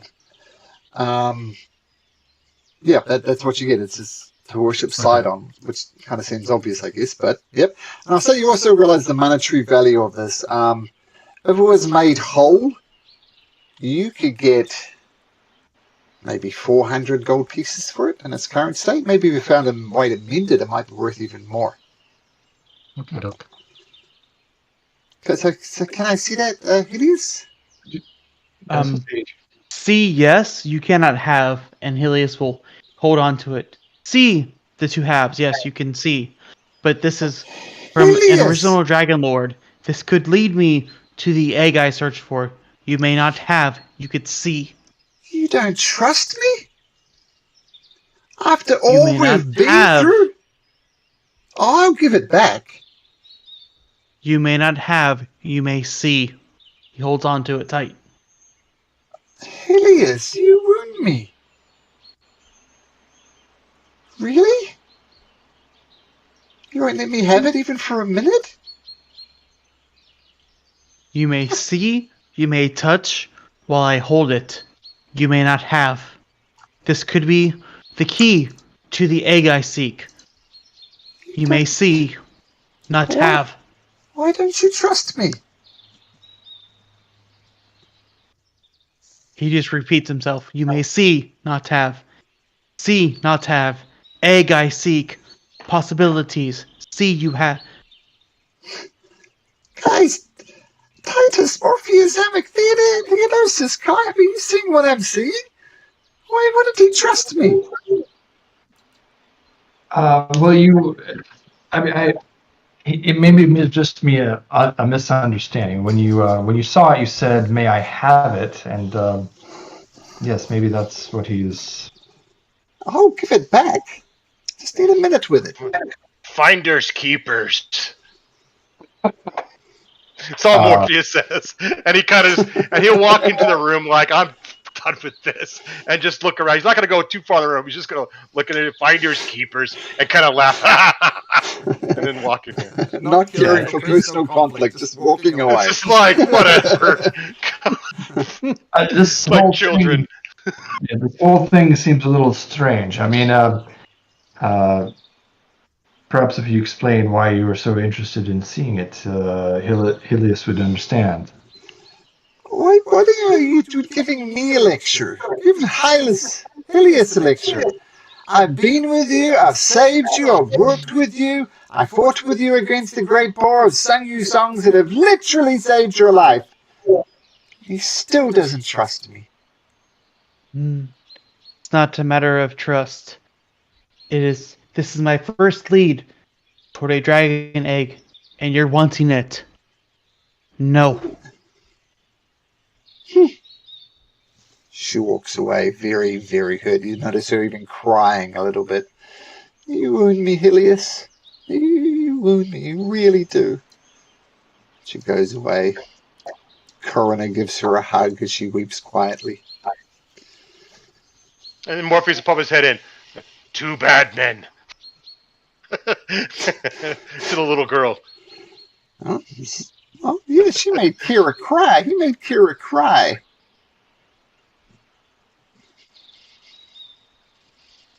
There's worse things that can I happen. would like to do an insight check to see if those are real tears. So, Wow. I don't like where that's leading. true. Insight. 19. They are real tears. Okay. In your opinion, you hurt her. I mean, Helios doesn't seem to care that he hurt her, but that's the vibe you get. So do with that what you will. Gotcha. Well, let's move on. And this is very uncomfortable.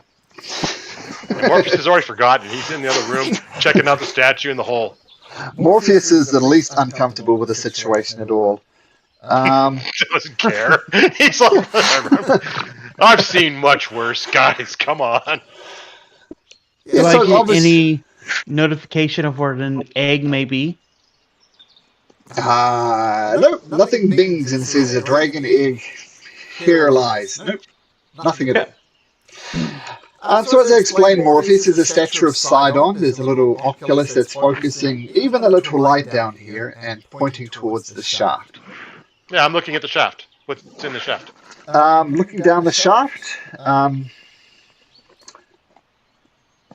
there's a good 20-foot drop to the bottom, and you see a forest down there.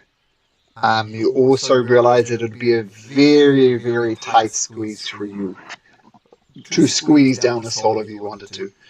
Coroner could maybe do it, but it's quite it'd be a very tight fit for you to go down there, Morpheus. Korea, where were your friends we searched that are with Demetria? You were here. You escaped. Yeah. You're not gonna bite me, are you? If you don't answer me, I may. Ah! Intimidation. Oh, wow. Here we go. Super low. Super low. Super low. That's better. Now there's two females crying. Oh no! Kira Bad wipes men. away no tears and gives her a hug. It's okay, Coroner. It's okay. Sorry, what did you ask her, Morpheus? Where you escaped from here, where do we go?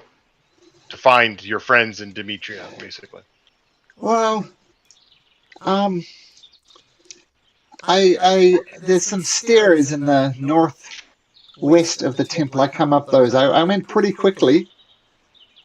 Like I ran. There's like a bathing pool that I kind of jumped over. It's just very slimy. I didn't want to put my feet in there. I just took off. So the stairs to the northwest, over here. Right over here. Yeah, right. Okay. Well, that would have been helpful. Let's go. Yeah, let's follow that. Before they go, Helios will try to pull Kira to his side. Make a persuasion check.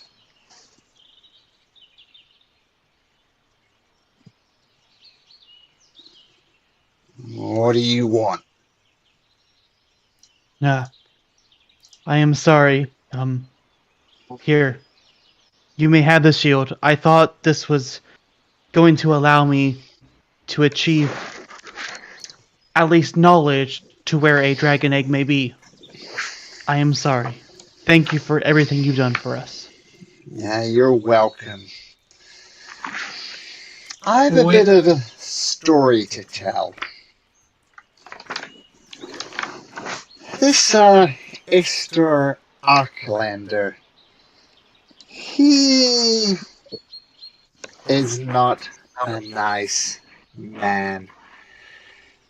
You see, that when before the Dragon Lords came, before Esther Arklander came, there were centaurs, and there were medusas, and there were cyclopses, and they kind of ruled, and any human-like species around were very much under their thumb. Then the Dragon Lords came, and they kind of wrestled it back. I mean, the great city of Mitros was just a village, and the Dragon Lords came, they changed all of that. But it came at the loss of the natives of this land. The centaurs were greatly reduced in numbers, the cyclopses as well. Now, Esther Arklander, he used to ride this great dragon. And when they raided a town, say of centaurs or a settlement, I mean, most of the Dragon Lords would take out the warriors, take out the strongest. But not Esther. Esther slaughtered the warriors first, then moved over to the children, to the women, to the weak, to the elderly. And he slaughtered them all until not a single soul remained in this village.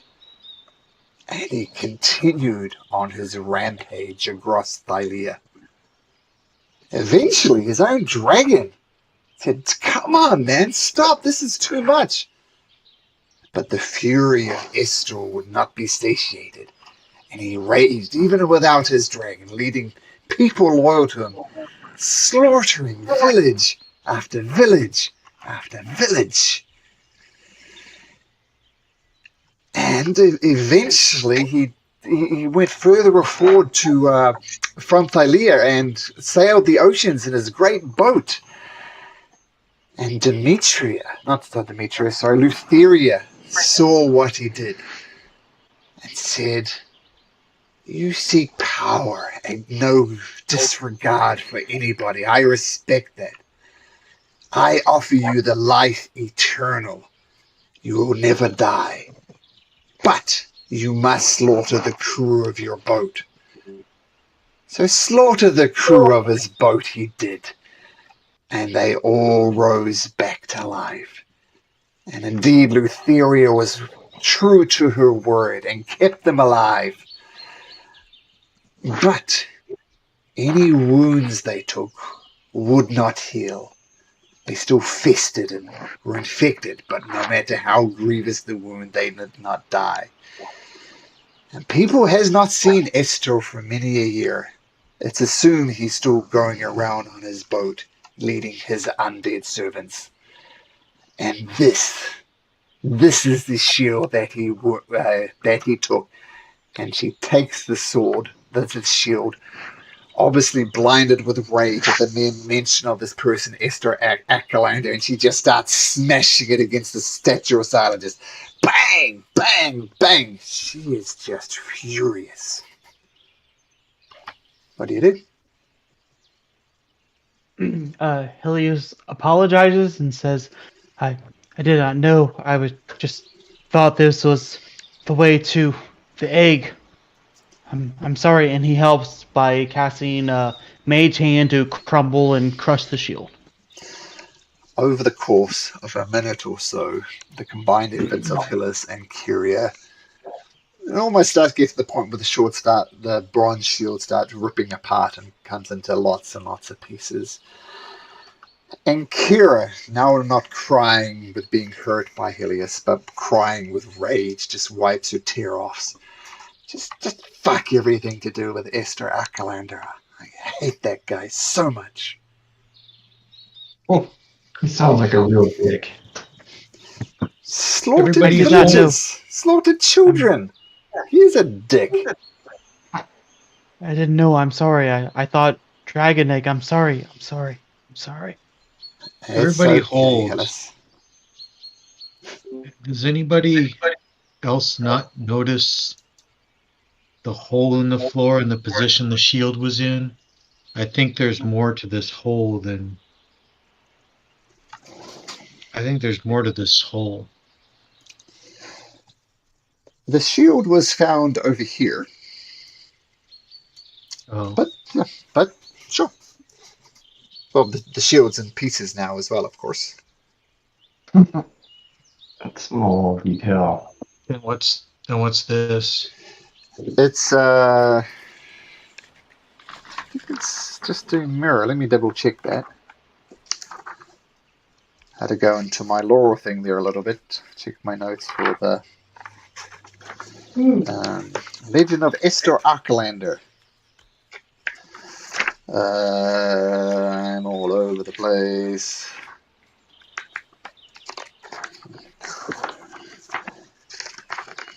Here we go. A large mirror. So there's an oculus on the ceiling that's focusing the sun rays on the mirror, and the angle that the statue of Sidon has the mirror has it shining and illuminating this hole in the ground. Sun rays or moon rays? The dying sun rays, shall we say. Okay. I think this is something that we should look into before we move on. It's very, very odd that everything works out geometrically this way. Yeah, you're right. It's curious.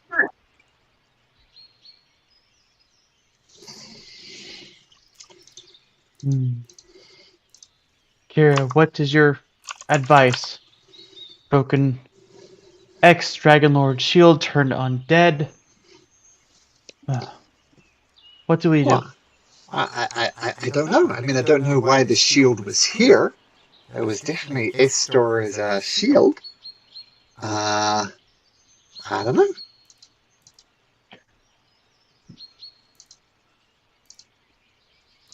We're going to go over and start tying a rope to the leg of the statue. Okay. Helios will shout out to him. That may work for a few of us, but I don't think the centaur friend of ours is going to fit. Nope, she'll have to wait here unless we decide to make this hole bigger. But I think it's designed for a reason. Well, there's a forest down there. The sunlight might keep it alive. But for what purpose? What's dwelling in that forest that's, I mean, why would you want a forest to grow underground without a purpose?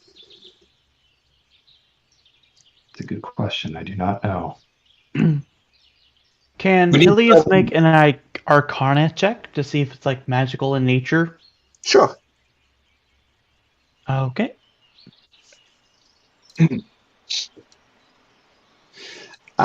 No. Clever engineering as opposed to magic. Okay. Friends, it is not magical. It is natural. The stuff that grows down below. I mean, there is a forest down there, says Coroner. There's a river that flows through the middle. There's a tree that's seen better days. It's, despite the fact of evil Demetria being down there, it's quite pleasant. Can I specifically see where, if the light is pinpointing a specific spot in the forest? Yes, you can. There's a massive tree there that looks as if it could have been glorious at one point of its life. It looks as if it's been cut and down recently, and the sunlight is pointing to the trunk of that once glorious tree. If nothing else, it looks like a clue down there. This points to a tree. The tree looks to have been cut down, but perhaps we can find more information by looking at the tree. And I'm just gonna, my rope is secure around the leg. I'm just gonna start climbing down because you said it was 20 feet down, correct? Yes, it's a very tight squeeze for you. It's going to be quite hard to go down there, but you can, I mean... You can certainly try. I think I'm kind of lean. Let's see.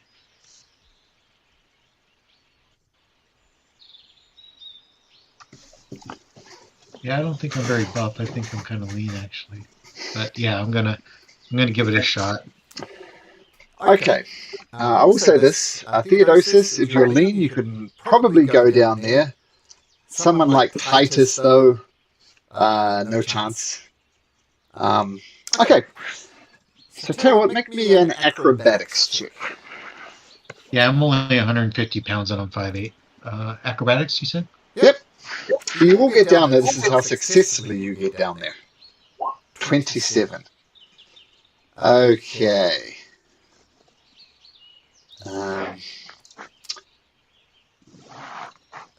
Just lost my point of reference here. There we go.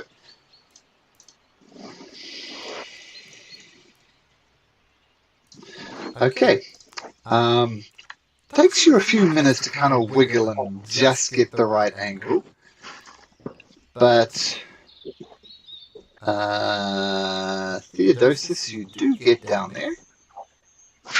I'm going to move you to a different map if you give me just a second.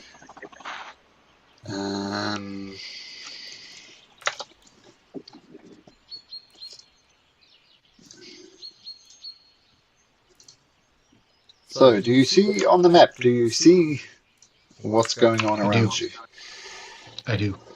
So you see this young teenage boy over here just running for his life.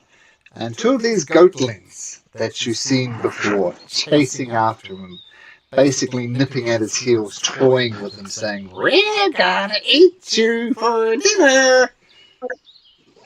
And I think that's as good a point to end it as any. So, Theodosius, you are down. Everybody else is still up, and we'll pick it up from there next week. How does that sound, guys? Okay. Sounds Right. great. Awesome. See you guys then. Yeah. Take